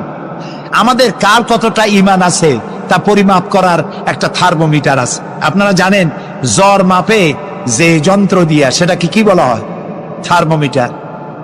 দুধ মাপে, অর্থাৎ দুধের মধ্যে পানি না পিওর দুধ, তা মাপার জন্য একটা যন্ত্র আছে না, ওটারে কি বলে? ল্যাক্টোমিটার। এরপরে আবহাওয়া পরিমাপ করার জন্য, বৃষ্টি হবে কি হবে না ইত্যাদি পরিমাপের জন্য একটা যন্ত্র আছে, সেটার নাম কি? ব্যারোমিটার। প্রত্যেকটা জিনিস মাপার এরকম যন্ত্র আছে। ঈমান মাপারও একটা হাদিস আছে। সুবহানাল্লাহ। ঈমানটা ফার্স্ট ক্লাস, সেকেন্ড ক্লাস আর থার্ড ক্লাস, এটা মাপার একটা হাদিস আছে। সেই হাদিসটা আমি পড়ে ফেলেছি আগেই। রাসূলুল্লাহ বলছেন, তোমাদের মধ্যে যদি কেউ শরীয়ত বিরোধী কাজ কেউ দেখতে পাও, দুই হাতে বাধা দাও। কি দিয়ে বাধা দাও? বলেন জোরে। শক্তি প্রয়োগ করে বাধা দাও। ফাইন লাম ইয়াস্তাতি, যদি তুমি তা না পারো তাহলে মুখ দিয়ে বাধা দাও। ফাইন লাম ইয়াস্তাতি, যদি তাও না পারো অন্তরে অন্তরে ঘৃণা করো। তবে অন্তরে অন্তরে ঘৃণা করে চুপ করে বসে থাকলে হবে না, মনে মনে ঘৃণা করে হোমওয়ার্ক করতে হবে। মনের মধ্যে এই চিন্তা রাখতে হবে যে এই অন্যায় কাজকে নির্মূল করার জন্য কি করা যায়, সে সম্পর্কে পরিকল্পনা নিতে হবে। আর এটা হলো ওয়া যালিকা আযআফুল ঈমান, আর এটা হলো ঈমানের একদম থার্ড ক্লাস, তৃতীয় পর্যায়। এরপরে ঈমানের আর কোনো অংশ নাই। হযরতে লোকমান বলছেন, ওয়াসবির আলা মা আসাবাক, এরপরে তুমি সবর ইখতিয়ার করবে। সবর, ধৈর্য। ভালো কাজের আদেশ, অন্যায় কাজের নিষেধ, এর মধ্যে সবরের কথা আসলো কেন? সবরের কথা আসলো এই জন্য যে আপনি যখনই মানুষের ভালো কথা বলবেন, তখনই আপনারে মানুষে গালি দেবে, মন্দ কথা বলবে। ইসলামের দাওয়াত দিবেন, বলবে যে মৌলবাদী। ঠিক কিনা? এখন তো কিছু দল আছে আমাদের দেশে, মৌলবাদ আর সাম্প্রদায়িক ছাড়া আর কিছু চোখেই দেখে না, খালি কয় মৌলবাদ মৌলবাদ মৌলবাদ মৌলবাদ। সাম্প্রদায়িক কি? সাম্প্রদায়িক হইছে? মৌলবাদ কি হইছে? ইসলাম পালন করলে, নামাজ রোজা করলে যদি মৌলবাদ হয়, তাহলে যারা গালি দেয় ওরা যদি নামাজ পড়ে তো ওরাও তো মৌলবাদী। সাম্প্রদায়িক কি হয়েছে? কেন সাম্প্রদায়িক করেন? বাংলাদেশে কি সাম্প্রদায়িকতা বলতে কিছু আছে? এই দেশেও যদি বলে সাম্প্রদায়িক সম্প্রীতি নাই, তাহলে সাম্প্রদায়িক সম্প্রীতি আছে কোন দেশে? ওই দেশের নামটা আমরা শুনতে চাই। বাংলাদেশ পৃথিবীর অন্যতম শ্রেষ্ঠ সাম্প্রদায়িক সম্প্রীতির একটি উজ্জ্বল দৃষ্টান্ত বহন করে চলছে এই বাংলাদেশ। আমরা 1947 সনে একবার স্বাধীন হয়েছি, আবার 71 সনে পূর্ণাঙ্গ স্বাধীনতা লাভ করেছি, ঠিক না ভাই? ওই একই 47-এ ভারতও স্বাধীন হয়েছে, আমরাও স্বাধীন হয়েছি। আমাদের দেশে 47 থেকে নিয়ে এই পর্যন্ত সাম্প্রদায়িক দাঙ্গা, কমিউনাল রায়ট, ধর্মীয় মারামারি, হিন্দু মুসলমানে সাম্প্রদায়িক মারামারি, খুনাখুনি হয়েছে বলেন? হয়ে থাকলে কোথায় হয়েছে বলেন? হয়েছে কোথাও? হয়নি। আর যে ভারত আমাদের প্রতিবেশী, 1947 থেকে এই পর্যন্ত সাম্প্রদায়িক দাঙ্গা হয়েছে সে দেশে 20,000 বারেরও বেশি। সেটা নিয়ে কোনো মাথা ব্যথা নেই, সমস্ত মাথা ব্যথা আমাদের দেশ নিয়ে। এইখানে খালি কয় সাম্প্রদায়িক। নামাজ যদি পড়ে, লোকেরা নামাজ পড়ে, রোজা রাখে, ইসলামের কথা বলে, সাম্প্রদায়িক মৌলবাদ এইসব কথা বলিয়া মানুষকে আর ধোকায় ফেলা যাবে না ইনশাআল্লাহ। এখন মানুষ অনেক জাগ্রত। এই যে সন্ত্রাস, আলহামদুলিল্লাহ বলেন, ওয়াকুল্লা ইনসানিন আলজামনাহু তাইরাহু ফি উনুকি ونخرج له يوم القيامة كتابا يلقاه منشورا وكل إنسان ألزمناه طائره في عنقه। আমি প্রত্যেক মানুষের কর্মকে তার গ্রীবা লগ্ন করে দিয়েছি। এই যে গলা, এই গলার কাছে একটা ঘুটলির মতো, একটা সিম কার্ডের মতো এইখানে আমি রেখে দিয়েছি। কোথায়? গলায়। কে বলতেছেন এ কথা? এই গুটলির ভিতরে তুমি যা করতেছো সব লিপিবদ্ধ হচ্ছে। সুবহানাল্লাহ বলেন। এখন বলতে পারেন অদৃশ্য এই গুটলি, এটা তো দেখি না, এটা কে বলতেছেন? আমি কিন্তু দেখতে পাচ্ছি না। আপনারা দেখেন নাকি? কেউ দেখেন না। হাত দিয়ে ধরে দেখেন, পান নাকি? ধরাও যায় না, দেখাও যায়। আল্লাহ বলছেন আছে, তাহলে বিশ্বাস করতে হবে। এর ভিতরে সব রেকর্ড হয়ে যাচ্ছে। আপনি বলবেন এতটুকুন ঘুটলির মধ্যে, তাবিজের মধ্যে আমার সারা জীবনের সব কথার সব কাজ ঢোকে কেমনে লেখা? তাহলে পাল্টা প্রশ্ন করি, আপনার মোবাইলের সিম কার্ডে এত ফোন নাম্বার, এত ইমেল, এত কি বলে, এত টেক্সট, এত কিছু, আপনার আরো কি জানি আছে, মেসেজ দেওয়াটা হাবিজাবি আছে না, অনেক কিছু গুষ্টি সুদ্ধা, এগুলো কেমনে হয়? ছোট্ট একটা সিম কার্ডের মধ্যে কেমনে হয়? শত শত টেলিফোন নাম্বারের মধ্যে ঢুকে যায়। আমার একটা টেলিফোন দিয়ে মোবাইল দিল, কোথা থেকে দিল? লিসবন। কোথায়? কি আন্দাজে কয়স থেকে? লিসবন হচ্ছে পর্তুগালের রাজধানী। সেখানে প্রোগ্রাম ছিল, ওরা আমাকে একটা মোবাইল দিল। এতে যে কত ফাংশন আল্লাহ ভালো জানে, আমি এখনো শিখতে পারি না। এত ফাংশন, এতটুকু একটা মোবাইলের মধ্যে।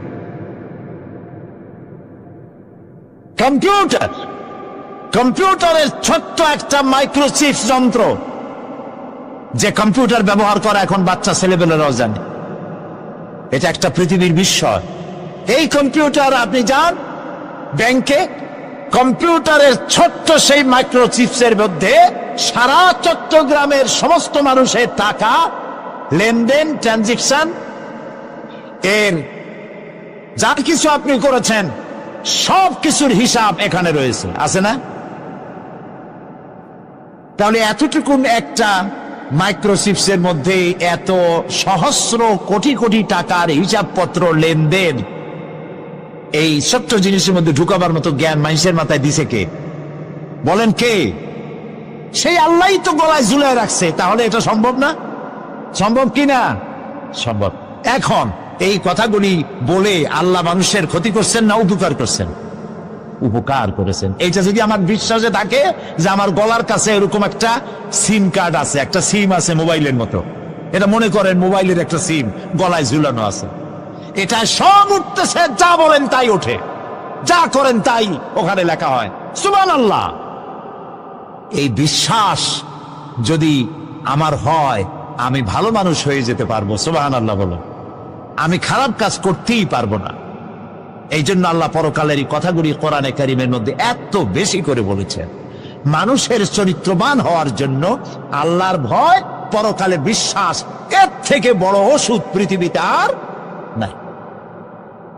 সব লেখা হচ্ছে, মানুষ বিশ্বাস করে না, এ হলো মূল কথা। যতক্ষণ মাহফিলে থাকে কেমন লাগে? এই যে বসে আছেন ঘন্টার পর ঘন্টা, কেমন লাগে? কন বেহেশতের মতো। বাড়ির কথা মনে আছে এখন? বউর কথা মনে ওঠে? ছেলে মেয়ের কথা মনে ওঠে? সুবহানাল্লাহ কইতে ইচ্ছা করে না? মাজালিসুল ইলম হিয়া রাউদাতুম মিন রিয়াদিল জান্নাহ। এখানে ইলম আলোচনা করা হচ্ছে, কোরআন আলোচনা করা হচ্ছে। এটা তো রজব আলী প্যারেড ময়দান নয়, এটা জান্নাতের টুকরা হয়ে গিয়েছে। বেহেশতের বাগানে বসে আছেন। বেহেশতে মানুষেরা দুনিয়ার কথা চিন্তা করবে না। দুনিয়া কি? এটা একটা পায়খানা। এখানে আসছিল ওই পায়খানা করার জন্য, এটা পায়খানা। আর মানুষেরা পায়খানা সাজাবার কাজে ব্যস্ত আছে, আসল ঘর ভুলে গেছে। আসল ঘর কোনটা? প্রিয় ভাই, সব মানুষ বোঝে না, ভুলে যায়। সিগারেটের প্রত্যেকটা প্যাকেটে লেখা থাকে ইহা স্বাস্থ্যের জন্য ক্ষতিকর, তারপরেও কি টানা টানে দেখছেন? বিশ্বাস করেন, গা সওয়া হয়ে গেছে। এই আমলনামা তৈরি হচ্ছে, হঠাৎ করে কিয়ামতে বানায় দেওয়া হবে না।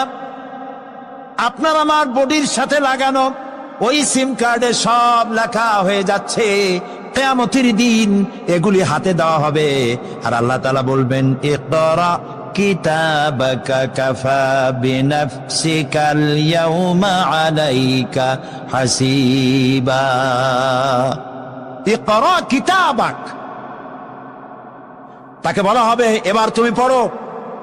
কাফা বিনাফসিকাল ইয়াউমা আলাইকা হাসিবা, তোমার এই কিতাব পড়ো, আর তোমার এই হিসাব গ্রহণ করার জন্য কিতাবটা ভালো করে পড়ো। তোমার নিজের হিসাব নেওয়ার জন্য তুমি নিজেই যথেষ্ট। তুমি দোজখে যাবা না বেহেশতে যাবা, তুমি নিজেই সিদ্ধান্ত নাও কোথায় যাবো। তোমার নিজের কি করছিলা এখন তুমি দেখো। এই জন্য আমি বলি মাঝে মধ্যে, আমরা এখনো হিসাব করতে পারি এখানে বসিয়া। আমাদের কি হওয়া উচিত? ছোটবেলার কথা মনে আছে? নাই? মনে নাই?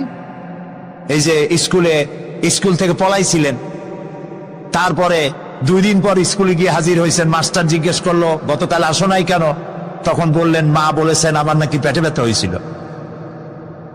এইসব স্কুল ফাঁকি দেওয়া, মার খাওয়া, মানুষের বাড়ির লিচু খাইতে গিয়ে চুরি করিয়া কিল খাওয়া, এইসব ছোট ছোট কথা মনে পড়লে এখনো হাসি পায়। এসব কথা মনে আছে না? ছোট ছোট কথা, ছোট ছোট কথাগুলি যদি মনে থাকে, তাহলে কোন হোটেলে, কোন বাগানে, কোথায় কোন পাপ করেছেন তা মনে নাই? এখন নিজে হিসাব করেন জায়গা কোথায় হওয়া উচিত। পাপ করেছেন কত, ভালো কাজ করেছেন কত, নিজে হিসাব করে দেখেন কোন দিকে যাবেন। আমরা নিজেরাই যথেষ্ট হিসাবের জন্য। আল্লাহ তাই বলবেন কিয়ামতের দিন, ইকরা কিতাবা, তোমার কিতাব তুমি পড়ো, তোমার হিসাব নেওয়ার জন্য তুমিই যথেষ্ট। আহারে, আল্লাহ রাব্বুল আলামিন বলেন, ওয়া আশরাকাতিল আরদু বিনুরি রাব্বিহা ওয়া বুদিআল কিতাবু ওয়া জিআআ বিন নাবিয়্যিনা ওয়াশ শুহাদাআ বাইনাহুম বিল হক ওয়া হুম লা ইউযলামুন। পৃথিবী তার রবের নূরের ঝলকানিতে উদ্ভাসিত হবে। সুবহানাল্লাহ, সুবহানাল্লাহ। আল্লাহর নূরের ঝলকানিতে গোটা পৃথিবী উদ্ভাসিত হয়ে যাবে। আমলনামা তুলে ধরা হবে, পয়গম্বর এবং সাক্ষীগণকে হাজির করা হবে, এবং সকলের প্রতি সুবিচার করা হবে, তাদের কারো প্রতি জুলুম করা হবে না। আল্লাহ গ্যারান্টি দিচ্ছেন কারো প্রতি জুলুম করা হবে না।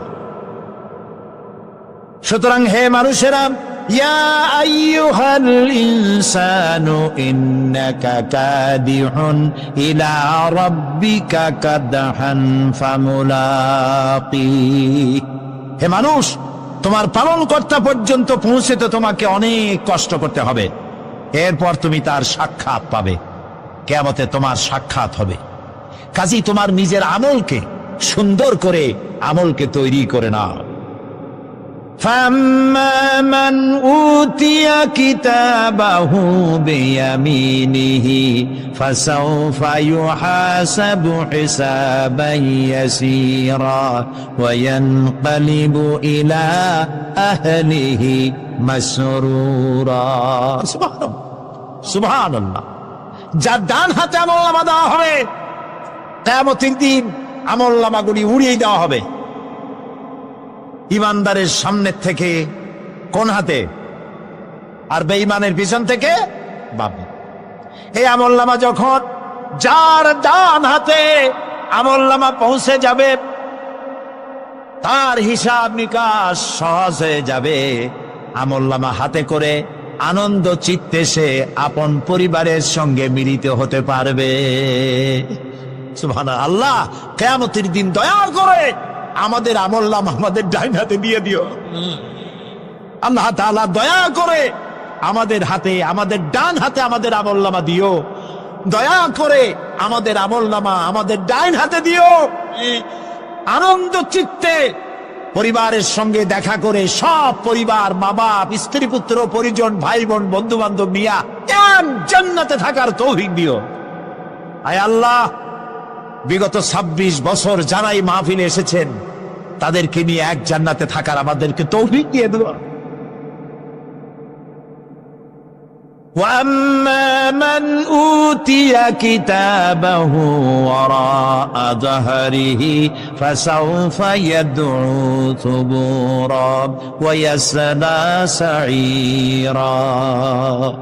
আর যার আমলনামা পিছন থেকে বাম হাতে আসবে, সে তো মৃত্যুকে আহ্বান করতে থাকবে, মৃত্যুকে ডাকবে, এর থেকে যদি মরে যেতে পারতাম তাও ভালো হইতো।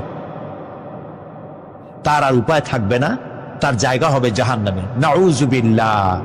আমরা সবাই বলি নাউযুবিল্লাহ। এরপরে আল্লাহ রাব্বুল আলামিন মিজান খাড়া করবেন, দাড়িপাল্লা। মিজান কি? দাড়িপাল্লা। ইনসাফ কি মুকদ্দাস তারাজু। ইনসাফের প্রতীক কি তাও কইতে পারেন না, জোরে বল না। এটা হচ্ছে ইনসাফের প্রতীক। সুপ্রিম কোর্ট ঢাকা, সুপ্রিম কোর্টের সামনে বিশাল দাড়িপাল্লা টানান, দেখছেন না?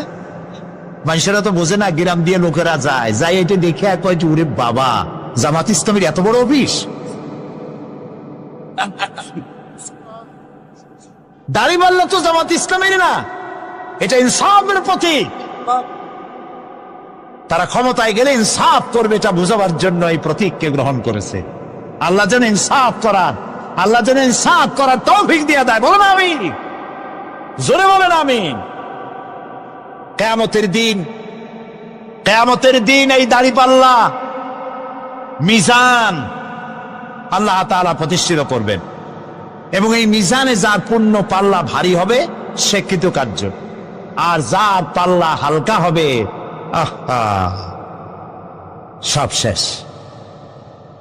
আল্লাহ রাব্বুল আলামিন বলেন, وَنَضَعُ الْمَوَازِينَ الْقِسْطَ لِيَوْمِ الْقِيَامَةِ فَلَا تُظْلَمُ نَفْسٌ شَيْئًا وَإِنْ كَانَ مِثْقَالَ حَبَّةٍ مِّنْ خَرْدَلٍ أَتَيْنَا بِهَا وَكَفَى بِنَا حَاسِبِينَ।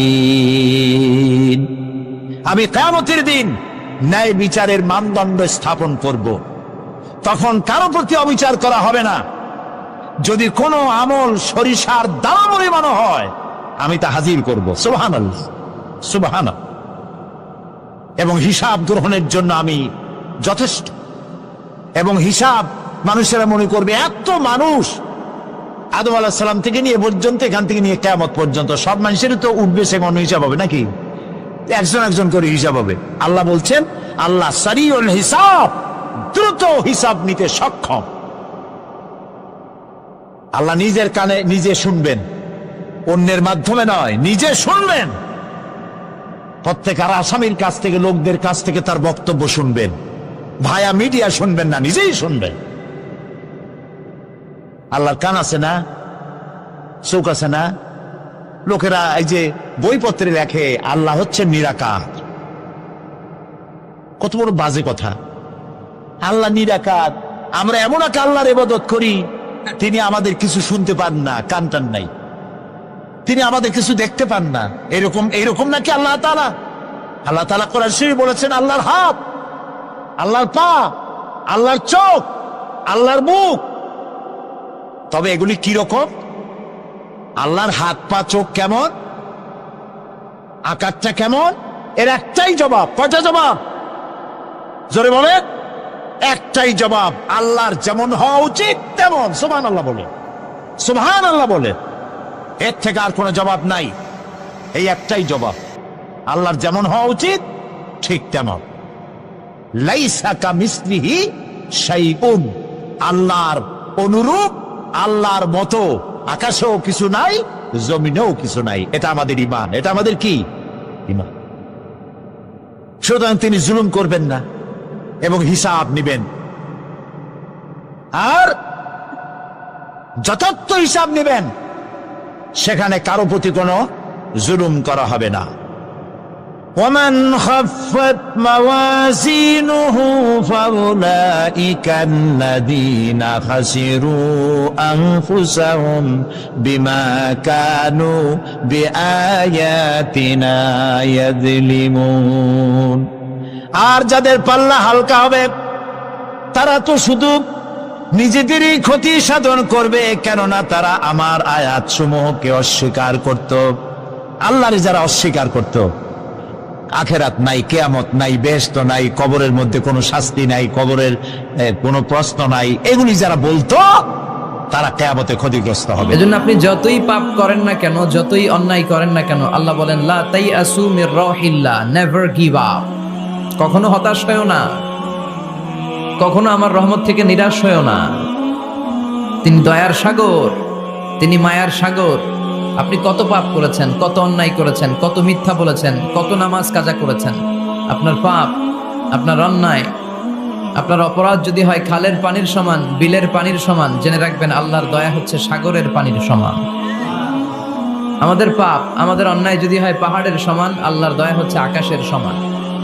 লা তাকনাতু মির রাহমাতিল্লাহ, আল্লাহ বললেন কখনো আমার রহমত থেকে নিরাশ হয়ো না। এজন্য বিপদে আপদে সব সময় আমরা প্রশংসা করব একজনের, চিল্লায় বলতে হবে তিনি কে?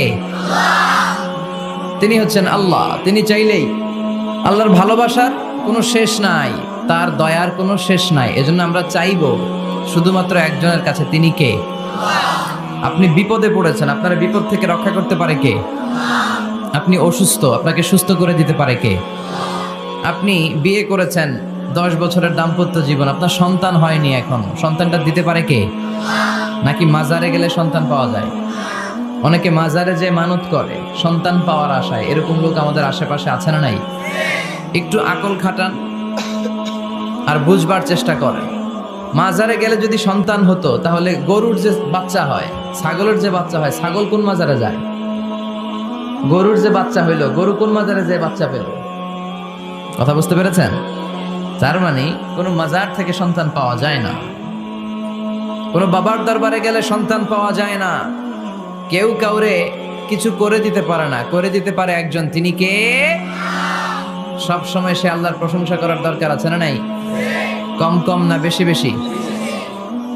আল্লাহর প্রশংসা করতে হবে বেশি বেশি। বিশ্বনবী ঈসা ইসলাম মসজিদে নববীতে একটা হাদিসের বঙ্গানুবাদ শোনাই আপনাদেরকে। তিনি মসজিদে নববীতে নামাজ শুরু করেছেন আল্লাহু আকবার বলে।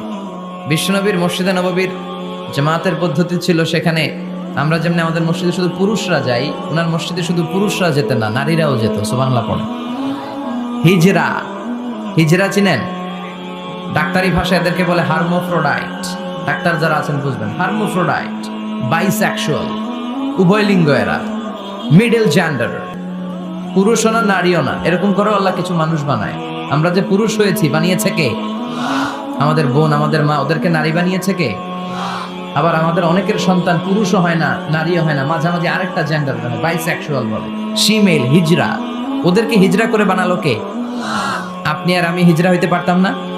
পারতাম। আমার বোন, আমার মা, ওরা হিজরা হতে পারতো না? পারতো। সবার পরীক্ষা। আমরা ছেলে হয়েছি, আল্লাহ আমাদেরকে ছেলে বানিয়ে পরীক্ষা করছেন। যারা নারী হিসেবে দুনিয়া এসেছে, আল্লাহ তাদেরকে নারী বানিয়ে পরীক্ষা করছে। যারা হিজরা হয়ে পৃথিবীতে এসেছে, তারা হিজরা, আল্লাহ তাদেরকে হিজরা বানিয়ে পরীক্ষা করছে। পুরো পৃথিবীটাই পরীক্ষা। এজন্য হিজরা দেখলে হাসাহাসি করবেন না। অনেকে হিজরা দেখলে হাসাহাসি করে, ওদেরকে সামাজিক মর্যাদা দিতে চায় না। এক লোকের ধরেন 2 ছেলে 2 মেয়ে, আরেকটা হয়েছে হিজরা। তো বাসায় মেহমান আসলে ওই 2 ছেলে আর 2 মেয়েকে নিয়ে পরিচয় করায় মেহমানদের সাথে। হিজরাটা রেখে তুই আসিস না, তুই ঘরে থাক। এভাবে সে ফ্যামিলির একেবারে কর্নারে অবস্থান করে। ফলে সে আমাদের সমাজে থাকতে চায় না। সে খুঁজতে চায় যে আমার মতো এরকম সমাজে আর কে আছে দেখি। খুঁজে খুঁজে তার একটা সংঘবদ্ধ চক্র হয়ে যায়। তখনই তারা জীবিকার তাগিদে রাস্তায় নেমে পড়ে। আর হিংস্র প্রাণীর মতো শুক্রবারে জামাইয়ের গাড়ি যদি দেখে, বরের গাড়ি, ওইটা আটকায়। রাস্তাঘাটে ট্রাকের ড্রাইভার থেকে টাকা তোলে, প্রাইভেট কার যারা চালায়, গাড়ি চালায়, ওদের থেকে টাকা তোলে না? এর কারণ এদেরকে আমরা সামাজিকভাবে সম্মান দিতে শিখি নাই। পৃথিবীর অনেক দেশে আমি ঘুরেছি, ওখানে দেখেছি হিজড়াদেরকে সামাজিকভাবে অনেক বেশি রেসপেক্ট করা হয়, যাতে ওরা নিজেদেরকে কর্নার ম্যান না ভাবে যে আমরা এক পাশের মানুষ। না, তারাও মেইন স্ট্রিমের, মূল স্রোতের মানুষ। তাদেরকে বিভিন্ন কাজে সুযোগ করে দেওয়া উচিত। পৃথিবীর অনেক জায়গায় আমি অনেক শপিং মলে শপিং করতে যেয়ে দেখেছি যে শপিং মলের সুপার শপের যারা স্টাফ আছে তারা হিজড়া। বাংলাদেশে একটা সিদ্ধান্ত হয়েছিল যে ট্রাফিক সিগন্যালের এখানে হিজড়াদেরকে কাজে লাগাবে, কারণ হিজড়াদেরকে মানুষ যে কারণেই হোক একটু ভয় পায়, সিগন্যাল আর অমান্য করবে না। তারপর ওদেরকে ভোটাধিকার নিয়েও 2004 সালে খুব সম্ভব একটা আন্দোলন হয়েছিল। তো সেটাও এরকম বাস্তবায়ন হয় না। এজন্য হিজড়াদেরকে নিয়ে মা বাবারা বিপাকে পড়েন। আমার একটা সন্তানও হিজড়া হয়ে জন্মাতে পারে। স্কুলে যখন আমরা বাচ্চাদেরকে ভর্তি করাতে যাই, বাচ্চার নাম, মায়ের নাম, বাবার নাম, বাচ্চার লিঙ্গ, এটা ছেলে না মেয়ে, 2টা ঘর থাকে, কিন্তু উভয় লিঙ্গের কোনো ঘর নাই, ঠিক কি না? এটা সামাজিকভাবে আপনারা এটার ব্যাপারে গণসচেতনতা তৈরি করতে পারেন। এখানে কেউ চেয়ারম্যান আছে কিনা আজকে জানি না, তিনি হচ্ছেন এলাকার leader, member of the parliament. আপনারা যারা নেতা শ্রেণীর আছেন, তারা হিজড়াদেরকে খুঁজে তাদেরকে নিয়ে একটা সোসাইটি করতে পারেন, যে তাদেরকে কাজের ব্যবস্থা করা হোক, তাদেরকে সুশিক্ষায় শিক্ষিত করা হোক, তাদের মেধাটাও দেশ গঠনের কাজে লাগানো হোক, ঠিক কিনা? এজন্য এগুলো হচ্ছে সব আল্লাহ তাআলার দান। বিশ্বনবীর মসজিদে নববীতে জামাতের ভেতরে শুধু পুরুষ সাহাবারা থাকতো না, পুরুষ থাকতো, নারী থাকতো, হিজরা থাকতো, বাচ্চারাও থাকতো।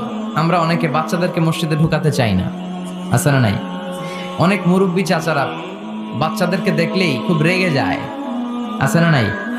আপনারা এখানে মুরব্বীরা যারা আছেন, আপনারা হয়তো রাগেন না, অন্যান্য এলাকায় দেখেছি আমি যে খুব রেগে যায়, বলে যে এটারে আনছে কে?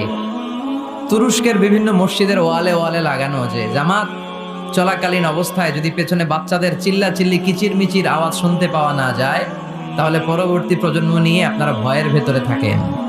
তার মানে নেক্সট জেনারেশন তো মুসল্লি হচ্ছে না। আমরা নামাজ পড়বো, বাচ্চারা পিছনে চিল্লাফাল্লা করবে, ঠিক কিনা? এরকম পরিবেশ আমরা মসজিদে চাই কি চাই না? বাচ্চাদের কাজই তো চিল্লাফাল্লা করা, লাফালাফি করা, নাচবে, গাবে, লাফাবে, একজন আরেকজনকে কামড় দিবে, গ্লাস ভাঙবে, কাপড় ছিঁড়বে। এটা কি বাচ্চারা করবে না মুরব্বীরা করবে? মুরব্বী লাফালাফি করলে মানাবে?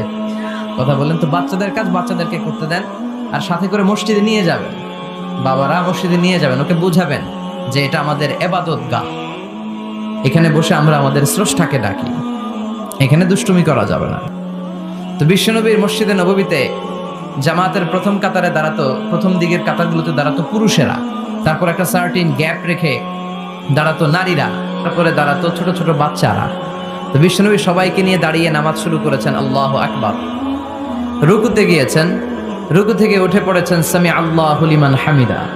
পেছন থেকে সাহাবারা ফিসফিস আওয়াজে পড়েছে রব্বানা ওয়ালাকাল হামদ। একজন সাহাবা অতিরিক্ত আরো 4টা তাসবিহ বাড়িয়ে পড়েছে, হামদান কাসীরান তাইয়িবান মুবারাকান ফি।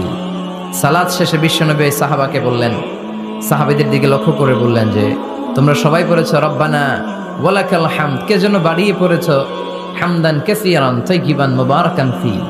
এই 4টা তাসবিহ কে পড়েছো? এটা তো আমি শিখাই নাই, তুমি পেলে কই? কেউ দাঁড়ায় না ভয়ে। বিশ্বনবী অভয় দিলেন, ভয় পেও না, দাঁড়াও।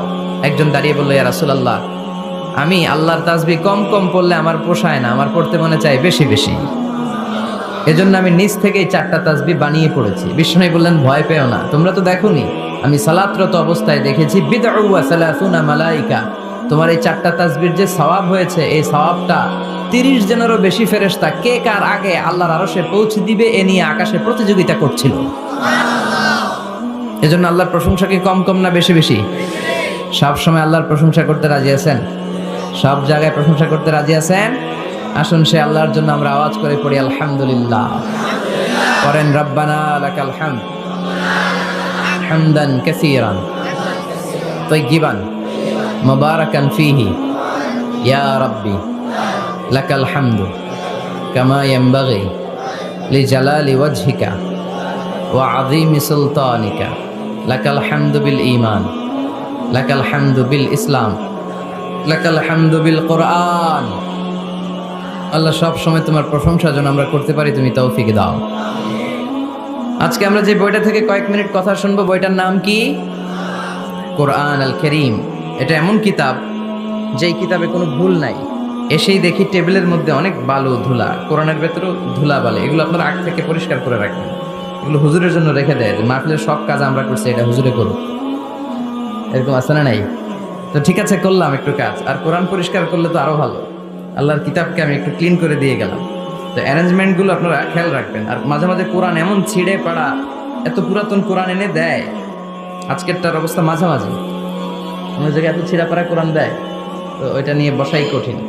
পৃথিবীর সবচাইতে নন্দিত কিতাবটা আজকে নিন্দিত এবং অবহেলিত, যেটা আমাদের সফলতার কারণ, যেটা আমাদেরকে দুনিয়া আখেরাতে মুক্তির জন্য আল্লাহ পাঠিয়েছে, সেটাকে আমরা গুরুত্ব দেই না।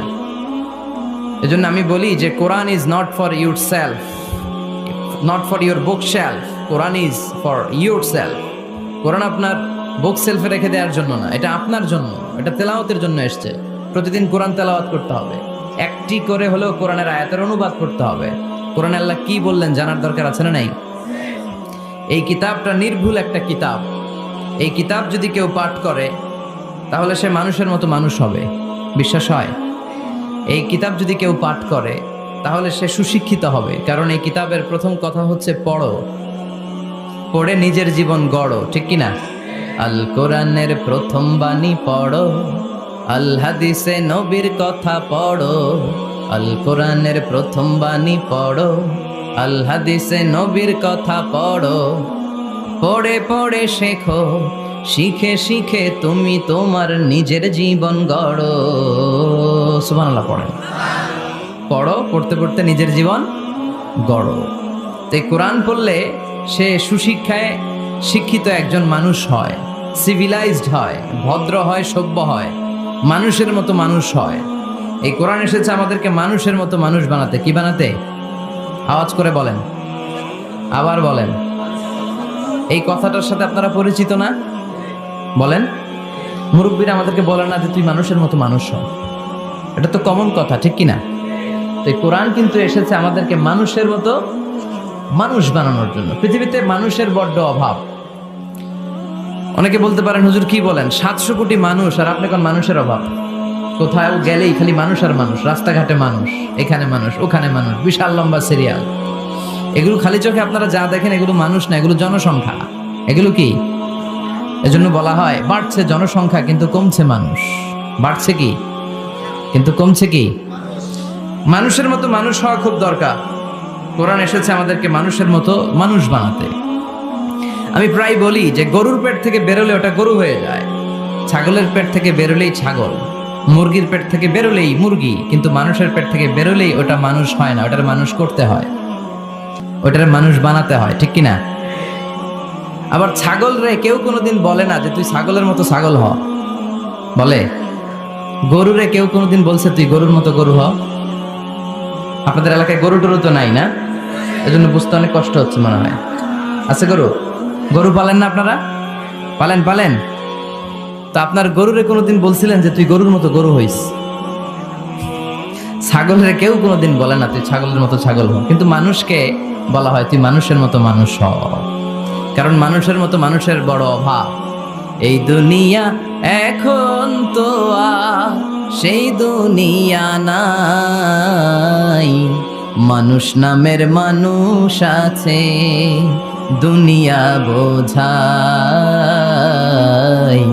সেই মানুষের ভিড়ে আমার আসল মানুষ নাই, ঠিক কি না? আসল মানুষের বড় অভাব। তো এই কোরআনটা এসেছে আমাদেরকে আসল মানুষ বানাতে, মানুষের মতো মানুষ বানাতে। আপনি আপনার ছেলের এই বইটা পড়াই দিয়েন, দেখবেন মানুষের মতো মানুষ হয়ে গেছে। এই ছেলে আর চাঁদাবাজি করবে না, টেন্ডারবাজি করবে না, খাদ্যে ভেজাল দিবে না, মাছে ফরমালিন দিবে না, কোনো সুন্দরী নারীকে মাঝরাতে পেলে ধর্ষণের চেষ্টা করবে না। চিল্লা এখন ঠিক কিনা? এজন্য এই কোরআনটা পড়াইতে হবে, শিখাই দিতে হবে। মানুষের মর্যাদা সবচাইতে বেশি। মানুষ যদি শ্রেষ্ঠ হয়, মানুষ ফেরেশতাকে ছাড়িয়ে যায়। মানুষ যদি নিকৃষ্ট হয়, সে পশুত্বকে হার মানায়। খুব দামি কথা, মনে রাখবেন। মেরাজ রজনীতে সাইয়েদনা জিব্রাইল আলাইহিস সালাম তিনি সিদরাতুল মুনতাহা এসে বললেন, ইয়া রাসূলুল্লাহ, অনেক দূর এসেছি, আর তো যেতে পারবো না। এর উপর 1 ইঞ্চি গেলে আমার 600 পাখাকে আগুন দিয়ে জ্বালিয়ে দিবে কে? এখান থেকে আপনি আপনার রবের সাথে মিটিং করার জন্য উপরে যান। সুবহানাল্লাহ পড়েন। তার মানে জিব্রাইলের খেলা যেখানে শেষ, বিশ্বনবীর খেলা সেইখানে। তাহলে মানুষ যদি মানুষের মতো হয়, সে ফেরেশতাকে ছাড়িয়ে যায়। আর মানুষ যদি খারাপ হয়, সে পশুত্বকে হার মানায়। কারণ দেখবেন, একটা পশু তার সমগোত্রীয় পশুকে হত্যা করে না। ছাগল কোনোদিন ছাগলের মারে না। একটা সিংহ আর একটা সিংহকে নৃশংসভাবে হত্যা করে না। একটা বাঘ আর একটা বাঘকে নৃশংসভাবে হত্যা করে না। কিন্তু একটা মানুষ আর একটা মানুষকে নৃশংসভাবে হত্যা করে কি করে না? করে। একটা সিংহ আর একটা সিংহকে মেরে 10 টুকরা, 15 টুকরা, 20 টুকরা করছে, এরকম কোনোদিন শুনেছেন? কিন্তু একটা মানুষ আর একটা মানুষকে শুধু নৃশংসভাবে হত্যাই করে না, হত্যা করে 10 টুকরা, 15, 20 টুকরা করে বস্তাবন্দি করে ক্ষেতের মধ্যে ফেলে দিয়ে আসে, এরকম ডাকাত ছাড়া নাই। মানুষ জনপদের পর জনপদ আগুন জ্বালিয়ে ছারখার করে দেয়, উপর থেকে বোমা মেরে শহরগুলোকে জ্বালিয়ে দেয়, আছে না নাই? আপনারা হিরোশিমা নাগাসাকির কথা শুনেছেন। দ্বিতীয় বিশ্বযুদ্ধে লিটল বয় আর ফ্যাটম্যান নামে 2টা বোমা ফেলেছিল আমেরিকান সোলজাররা। কি আজীব ঘটনা! হাজার হাজার মানুষ নিচে বসবাস করছে, ওই পাইলটরা 2টা বোমা নিয়ে উপর থেকে ছেড়ে দিল। যেই পাইলটরা ফেলতেছে ওরাও কিন্তু মানুষ, ঠিক কিনা? আর যাদেরকে মারার জন্য ফেলা হচ্ছে তারাও মানুষ। এই যে আপনাদের ঢাকা চট্টগ্রাম হাইওয়েতে মেঘনা দাউদকান্দির ডানে বায়ে ভয়ঙ্কর ধরনের ডাকাতি হয়, জানেন? কুপিয়ে মানুষকে জখম করে রেখে দিয়ে যায়। আমি অবাক হই যে যারা কোপাচ্ছে এরাও মানুষ, আর যাদের টাকা ছিনতাই করে নিয়ে যাচ্ছে এরাও মানুষ। গত রাতে বা গত পরশু দেখলাম যে র্যাব ব্যাটালিয়ন 11 ওদেরকে গ্রেফতার করেছে, 8 জন ধরা পড়েছে। এগুলোর ক্রস ফায়ারে দেওয়া দরকার, কোনো বিচার টিচারের দরকার নাই, জায়গায় ক্রস ফায়ার। চিল্লায় বলেন ঠিক কিনা? তাহলে ক্রস ফায়ারের সঠিক ব্যবহার হবে। তো মানুষ যদি ভালো হয়, ফেরেশতার চেয়ে ভালো। মানুষ খারাপ হলে পশুর চেয়েও খারাপ। এখন সিদ্ধান্ত আপনার, আপনি কি ভালো হবেন না খারাপ হবেন? আমরা এমন মানুষ হতে চাই যে মানুষের মর্যাদা ফেরেশতাদের চেয়েও বেশি। এই কোরআন এসেছে আমাদেরকে মানুষের মতো মানুষ বানাতে। কোরআন এসেছে আমাদেরকে জান্নাতি বানাতে। কি বানাতে? আমরা জান্নাতে যেতে চাই না? সবাই চান? চান না কে কে? দেখি, আপনি চান না? আমরা আসলে সবাই জান্নাতে যেতে চাই, ঠিক কিনা?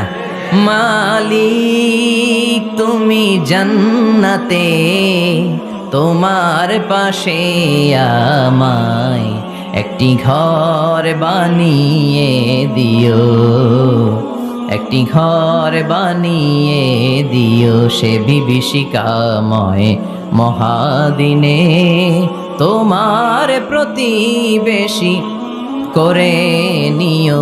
মালিক তুমি জান্নাতে, তোমার পাশে আমায় একটি ঘর বানিয়ে দিও, একটি ঘর বানিয়ে দিও। পড়েন আমিন। তাহলে আমরা সবাই চাই জান্নাতে যেতে। কই যেতে? আমাদের আসলে টার্গেটই তো ওইটা। প্রত্যেকের একটা টার্গেট থাকা চাই না? আমাদের টার্গেটই এই যে আল্লাহর সন্তুষ্টি অর্জনের মধ্য দিয়ে আমরা কই ঢুকতে চাই। আর জান্নাতে যারা ঢুকলো তারা সফল। এই ঘোষণাটা কার? চিল্লায় বলতে হবে কার?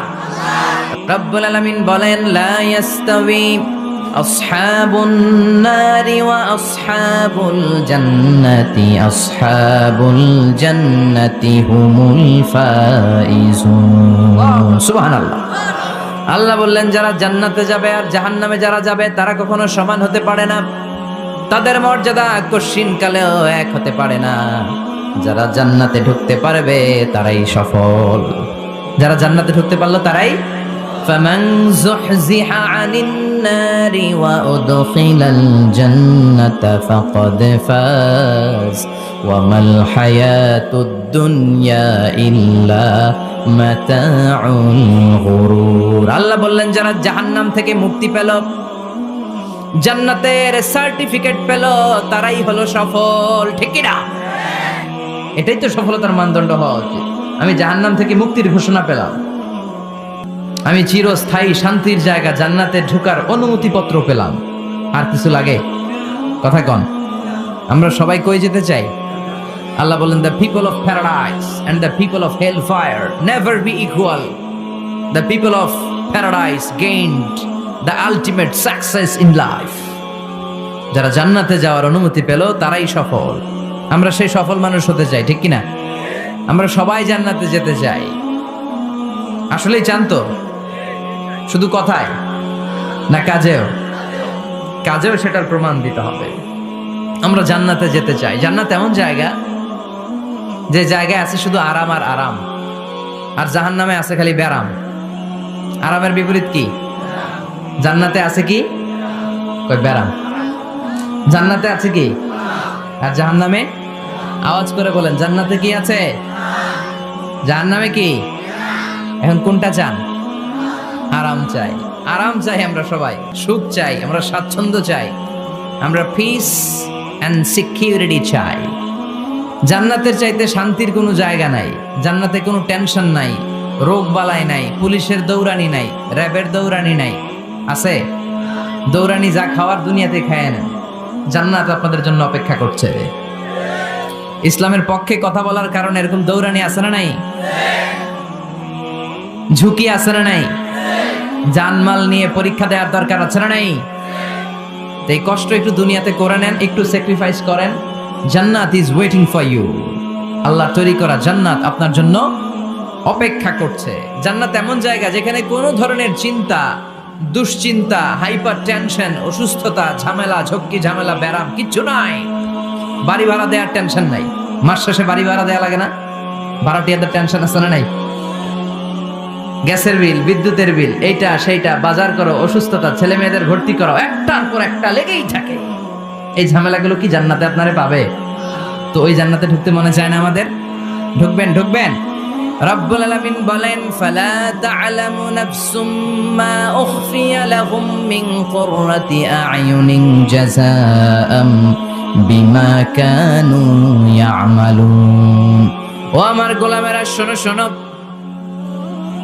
এত চমৎকার দৃষ্টিনন্দন জান্নাত আমি তোমাদের জন্য তৈরি করে রেখেছি।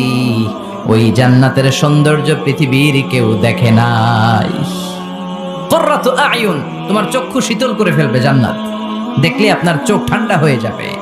অসাধারণ, amazing, marvellous, genius, awesome, fantastic place, super califragilistic এক্সপিয়ালিডোসাস।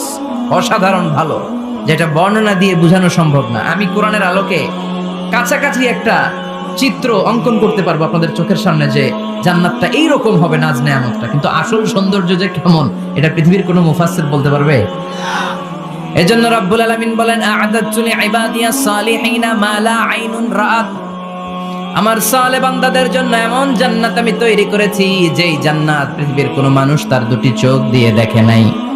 ওয়ালা উযুনুন সামিআত, জান্নাতের কোনো শব্দ দুনিয়ার মানুষ কান দিয়ে শোনে নাই। ওয়ালা খাতারা আলা কলবি বাশার, জান্নাতের সৌন্দর্য কত চমৎকার হবে মানুষ কল্পনা করেও কোনো কুল কিনারা করতে পারবে না। আপনি কুল কিনারাই করতে পারবেন, এত সুন্দর হবে। সুবহানাল্লাহ পড়েন। এই পৃথিবীতে যত আর্কিটেক্ট আছে, ডিজাইনার আছে, সব ডিজাইনারদেরকে একসাথে, লক্ষ লক্ষ ডিজাইনারদেরকে একসাথে বসে যদি বলেন যে আপনি জান্নাতের একটা চেয়ারের ডিজাইন করা শুরু করেন, সবার ডিজাইন মিলাইলেও জান্নাতের চেয়ারের ধারে কাছেও যাবে না। এত সুন্দর জান্নাত আমাদের জন্য প্রস্তুত করে রেখেছে কে? তো আসেন আমরা সবাই মিলে ওই জান্নাতের ভেতরে একটু ঢুকি।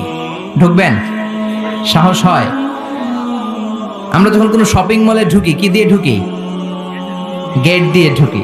জান্নাতেরও গেট আছে না নাই? কয়টা? ইন্নালিল জান্নাতি সামানিয়াতু আবওয়াব। জান্নাতের দরজা মোট 8টা। কয়টা? বিশ্বনবী সাহাবাদেরকে ওয়াজ করতেছেন, শোনো শোনো, জান্নাতের মোট দরজা 8টা। তোমাদের মধ্যকার এমন একজন সাহাবা আছে, সেদিন জান্নাতের 8টা দরজাই তাকে ডাকবে যে আপনি আমার দরজা দিয়ে প্রবেশ করেন। সাহাবারা বললেন, ইয়া রাসূলুল্লাহ, ইয়া হাবিবাল্লাহ, আমাদের মধ্যে থেকে ওই সৌভাগ্যবান লোকটাকে একটু বলেন। বিশ্বনবী বললেন, ও আমার প্রাণের সাহাবারা, ওই সৌভাগ্যবান ব্যক্তি হলো আমার হিজরতের দিনের সঙ্গী, আমার বিপদের দিনের সঙ্গী আবু বকর as-সিদ্দিক। ওনার ব্যক্তিত্ব আল্লাহর কাছে এতটাই গ্রহণযোগ্য যে জান্নাতের 8টা দরজাই ওনাকে ডাকবে, আসেন। ওইটা না, ওইটা না, আপনি আমারটা দিয়ে ঢুকেন। সুবহানাল্লাহ পড়েন। আমরা কি চাই না যে আমরা ওই 8টা দরজা দিয়ে ঢোকার সুযোগ আল্লাহ করে দেখ? চাই কি চাই না?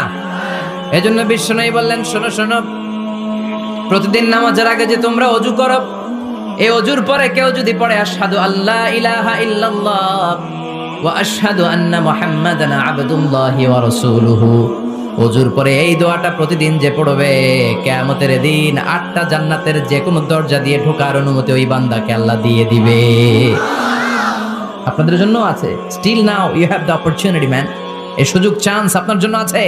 ছোট্ট আমল, প্রতিদিন ওযু তো করাই লাগে না আমাদের জন্য।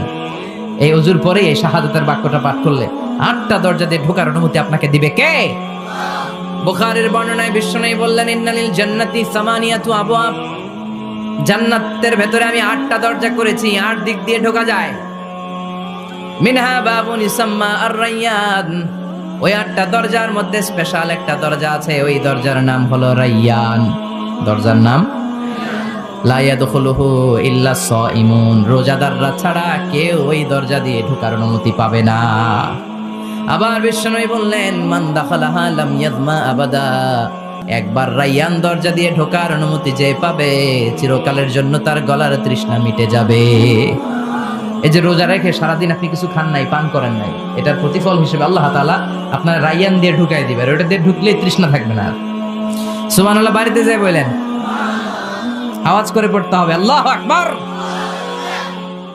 এখন এই দরজা দিয়ে যে আমরা ঢুকবো, এই দরজার সাইজ কত বড় একটু শোনার দরকার আছে না নাই? আমাদের ঘরের যে দরজাগুলো কত বড় সাইজ? 4 ফিট 3 ফিট, 4 ফিট 6 ফিট। আর আলিশান বাড়ি হইলে ওইটার কত হবে? 6 ফিট 8 ফিট, 6 ফিট 9 ফিট, এরকম হবে। তো জান্নাতের দরজাও তো এরকম 8-10 ফিটই তো হবে। কথা বলেন। বিশ্বনবী বললেন, ইন্নাল মিসরাআইন মিন মাসারি'আল জান্নাহ মা বাইনা মাক্কাহ ওয়া হাজার। মক্কা হচ্ছে সৌদির একটা শহর, আর হাজার হচ্ছে বাহরাইন, একটা দেশ আছে না, যে দেশের রাজধানী হচ্ছে মানামা। এই বাহরাইনের আরেকটা শহর হচ্ছে হাজার। এই মক্কা থেকে, সৌদি আরব থেকে বাহরাইন যত দূর, বিশ্বনবী বললেন জান্নাতের দরজাটা হবে ঠিক তত দূর। সেই হিসাবে কয়েকশো কোটি জান্নাতে এক ধাক্কায় ঢুকবে। কয়েকশো কোটি এক ধাক্কায় ঢুকে যাবে। আল্লাহু আকবার। এই জান্নাতের ভেতরে আল্লাহ চমৎকার কিছু ক্লাসিফিকেশন করে দিয়েছে। সব জায়গায় এই ক্লাস থাকে, first class, second class, third class, economy class, platinum class, promo class, business class, higher class, lower class, আছে না নাই? এই যে কুমিল্লা টু ঢাকা যে বাস চড়ে, বাসে ক্লাস আছে না? ফার্স্ট ক্লাসের টিকিটের দাম বেশি, সেকেন্ড ক্লাস কম। বিমানে সামনের সারিতে দেখবেন কিছু বিজনেস ক্লাস থাকে, হিউজ স্পেস থাকে। ওদের যে ফুড অ্যান্ড রিফ্রেশমেন্ট দেয়, ওই খাবারটাও খুব উন্নত থাকে। তারা এয়ার হোস্টেসকে সব ধরনের ফ্যাসিলিটি নিতে পারে, যে এটা লাগবে ওইটা লাগবে, এক্সট্রা অনেক কিছু তাদেরকে দেয়। কিন্তু ইকোনমিক ক্লাস যেটা আছে পিছনে লম্বা, ওখানে এত ফ্যাসিলিটিস নাই। তো জান্নাতের ভেতরেও কিন্তু অনেক ক্লাস আছে। সুবহানাল্লাহ পড়েন। মোট 8টা ক্লাস। কয়টা? এর মধ্যে সবচেয়ে হায়ার ক্লাস হচ্ছে আল ফেরদাউস। ওটার নাম কি? জান্নাতুল ফেরদাউস। বিশ্বনবী কিন্তু ওইটার মধ্যে থাকবে। সুবহানাল্লাহ পড়েন। ওইটার ভেতরে থাকবে। তো আমরা থাকবো কোনটায়? কথা কয় না, সাহস করে বলেন আমরাও থাকবো এটাতে। সবাই যদি আল্লাহ ওইটাতে রাখে, জান্নাতের কোনো ঘাটতি হবে? এটা যে কত বিশাল জান্নাত! জাহান্নামের আগুনে পুড়তে পুড়তে, অনেক লম্বা ঘটনা, বললে এটাই আধা ঘন্টা খেয়ে ফেলবে। জাহান্নামের আগুনে পুড়তে পুড়তে, বুখারীর বর্ণনা, আখিরু মান দাখালাল জান্নাহ, সর্বশেষ যেই লোকটাকে আল্লাহ জান্নাতে ঢুকাবে, তার জান্নাতের সাইজ হবে এই পৃথিবীর 10 গুণ বড়। তাহলে ফেরদাউসের অবস্থাটা কি? পৃথিবীর সবাই যদি ফেরদাউসে থাকে, ফেরদাউসের জায়গার কোনো কমতি হবে না। চিল্লায় কোন সুবহানাল্লাহ। এজন্য বিশ্বনবী বলেন, ইযা সাআলতুমুল্লাহাল জান্নাহ, আল্লাহর কাছে যখন তোমরা হাত তুলে চোখের পানি ছেড়ে জান্নাত চাইবা, আল্লাহর কাছে ছোটটা চেও না, চাইবা যখন বড়টাই চাও, জান্নাতুল ফেরদাউস চাও। আমরা কোনটায় যেতে চাই? অন্য কোনটায় ঢুকাইতে চাইলে ঢুকবেন, তখন দুনিয়াতে কই আইছি ফেরদাউস, এখনো ঢুকমু ফেরদাউসে, কোনো কথা নাই। ফেরদাউস ছাড়া আমরা অন্য কোথাও ঢুকবো? ফেরদাউস ছাড়া আরো অনেকগুলো ক্লাস আছে। জান্নাতুল নাঈম, জান্নাতুল মাওয়া, জান্নাতুল আদান, দারুল করার, দারুল মাকাম, দারুল খুলদ, দারুস সালাম, আল্লিগুন। কিন্তু আমরা থাকবো কই? ভয় পাইছে, কয় না। আমরা থাকবো কই? ইনশাআল্লাহ। আল্লাহ জান্নাতুল ফেরদাউসে এখানে যেমনি বসে আছি, জান্নাতুল ফেরদাউসের জন্য আমরা একসাথে থাকতে পারি, বসতে পারি। তুমি তৌফিক দাও। وسيق الذين اتقوا ربهم إلى الجنة زمرا حتى إذا جاءوها وفتحت أبوابها وقال لهم خزنتها سلام عليكم طبتم فادخلوها خالدين। সুবহানাল্লাহ পড়ে। জান্নাতীদেরকে ফেরেশতারা জান্নাতের দিকে নিয়ে যাবে। ওয়াসিকাল্লাযীনা ইত্তাকাউ রাব্বাহুম, দুনিয়ার বুকে যারা আল্লাহকে ভয় পেয়েছে তাদেরকে হাঁকিয়ে হাঁকিয়ে ফেরেশতারা বলবে, চলেন চলেন জান্নাতে চলেন। ইলাল জান্নাতি যুমারা হাত্তা ইযা জাউহা ফুতিহাত আবওয়াবুহা, জান্নাতের দিকে তারা ছুটতে থাকবে। আমরা এখন কই যাচ্ছি? আওয়ার ডেস্টিনেশন ইজ জান্নাহ। আমাদের লক্ষ্য কি? আমরা এখন জান্নাতে ঢুকবো, কিন্তু আপনাদেরকে নিয়ে। ঢুকবেন? ঢুকবেন? আচ্ছা, আমাদের এখানে যদি মাননীয় প্রধানমন্ত্রী শেখ হাসিনা আসে, ওনার জন্য কি এরকম স্টেজ করলে চলবে? হ্যাঁ, বিশাল স্টেজ হবে। আচ্ছা, ডোনাল্ড ট্রাম্প যদি কোনো কারণে আপনাদের কুটসাপে একটা ভিজিটে আসে, তখন কি শেখ হাসিনা আসলে যেই স্টেজ, ওই স্টেজ করলে হবে? হবে না। তাহলে স্টেজে স্টেজে পার্থক্য আছে না নাই? আপনারা তো জান্নাতি মিয়া, আপনারা তো হায়ার ক্লাসের মানুষ। আপনাদের মর্যাদা যে আল্লাহর কাছে কত বেশি আমরা জানিই না। আপনাদেরকে তো এমনি এমনি নেওয়া যাবে না, ঢুকানো যাবে না জান্নাতে। আপনাদের জন্য আলিশান ব্যবস্থা রাখা হবে। সুবহানাল্লাহ পড়েন। আপনাদের জন্য কমসে কম 3টা ওয়েলকামিং গেট থাকবে, রেড কার্পেট রিসেপশন থাকবে, লাল গালিচার সংবর্ধনা থাকবে, আর সব জান্নাতে আর তাকবীর আর স্লোগান দিতে দিতে আমরা জান্নাতে ঢুকবো। চিল্লায় এখন সুবহানাল্লাহ। ওয়েলকামিং গেট, রিসেপশন গেট ফেরেশতারা নিয়ে হাঁকাবে। যেতে যেতে যেতে জান্নাতীরা জান্নাতের প্রথম ওয়েলকামিং ফুলেল সংবর্ধনার যে গেট আছে, এটা আসল গেট না, এটা হচ্ছে নকল গেট, অর্থাৎ রিসেপশন গেট। এই রিসেপশন গেটের সামনে এসে দাঁড়াবে। দাঁড়িয়ে জান্নাতীদের চোখ তো ছানা বড়া, এত সুন্দর জান্নাত, ওরা মনে করছে এটাই জান্নাত। জান্নাতীরা কি মনে করবে? এটাই জান্নাত। এত সুন্দর জায়গা, এত স্পেস, ফুলের বাগান, নাজ নেয়ামত, ভোগের সামগ্রী, খাওয়া দাওয়া, মৌজ মাস্তি, অভাব নাই। এই সৌন্দর্যের জায়গা দেখে সব জান্নাতীরা মনে করবে এটাই জান্নাত, আরামসে খাওয়া দাওয়া শুরু করবে। জান্নাতকে মজা লেলো, জান্নাত তোমারই হ্যাঁ, সুখ শান্তি আরামায় শুরু করে দিবে। ফেরেশতারা বলবে এটা জান্নাত নয়, you are absolutely wrong. Delhi কা লাট্টু হ্যাঁ, দিল্লি বহুত দূর হ্যাঁ। দিল্লির লাট্টু খাইতে চাইলে দিল্লি যাইতে হবে। কুটসাপে বসে দিল্লির লাট্টু পাওয়া যাবে? কথা বলেন। ফেরেশতারা বলবে ও জান্নাতীরা, জান্নাতে যেতে চাইলে বসে গেলে চলবে না, এটা তো জান্নাত না, এটা জান্নাতের রিসেপশন গেট। জান্নাত অনেক দূরে, দিল্লি কা লাট্টু হ্যাঁ, দিল্লি বহুত দূর হ্যাঁ, জান্নাত অনেক দূর, অনেক দূর যেতে হবে। জান্নাতীরা বলবে তাই নাকি? আসল জান্নাত সামনে, আমরা তো মনে করছি এটাই জান্নাত। জান্নাতীরা আবার উঠবে, উঠে আবার চলো চলো জান্নাতের দিকে চলো, ছুটবে। ছুটতে ছুটতে এবার দ্বিতীয় ওয়েলকামিং গেট, ওইটা হবে প্রথমটার চেয়ে আরো বড়। সুবহানাল্লাহ কইবেন না? ওইটা দেখে তারা আর ফেরেশতাদেরকে কিছু জিজ্ঞেস করে না, ভাবছে এটা জান্নাত না হয়ে পারেই না। খাওয়া দাওয়া শুরু। ফেরেশতারা বলবেন no, you are absolutely wrong, আবারও ভুল করছেন, এটা জান্নাত না, দিল্লি কা লাট্টু হ্যাঁ, দিল্লি বহুত। চলেন চলেন, জান্নাত সামনে। যেতে যেতে 1000 কিলোমিটার পরে আবার পাবে 3 নাম্বার গেট। এইটা যে কত বড়! এইবার জান্নাতীরা 100% কনফার্ম এটা জান্নাত, কথা নাই বার্তা নাই, খাওয়া শুরু কর। কি শুরু কর? আসলে ওইটা কি জান্নাত? সুবহানাল্লাহ পড়ে।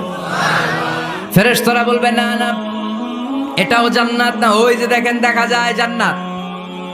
ওই যে জান্নাত, আর একটু যেতে হবে। এবার জান্নাতের সামনে যখন যাবে, জান্নাতের দরজাগুলো ওপেন করে দেয়া হবে। জান্নাতের স্নিগ্ধ এয়ার কন্ডিশনে ঠান্ডা বাতাস জান্নাতীদের কলিজাটারে ঠান্ডা করে দিবে। জান্নাতীরা ঢুকবে, ফেরেশতারা স্যালিউট করবে, স্যালিউটেশন।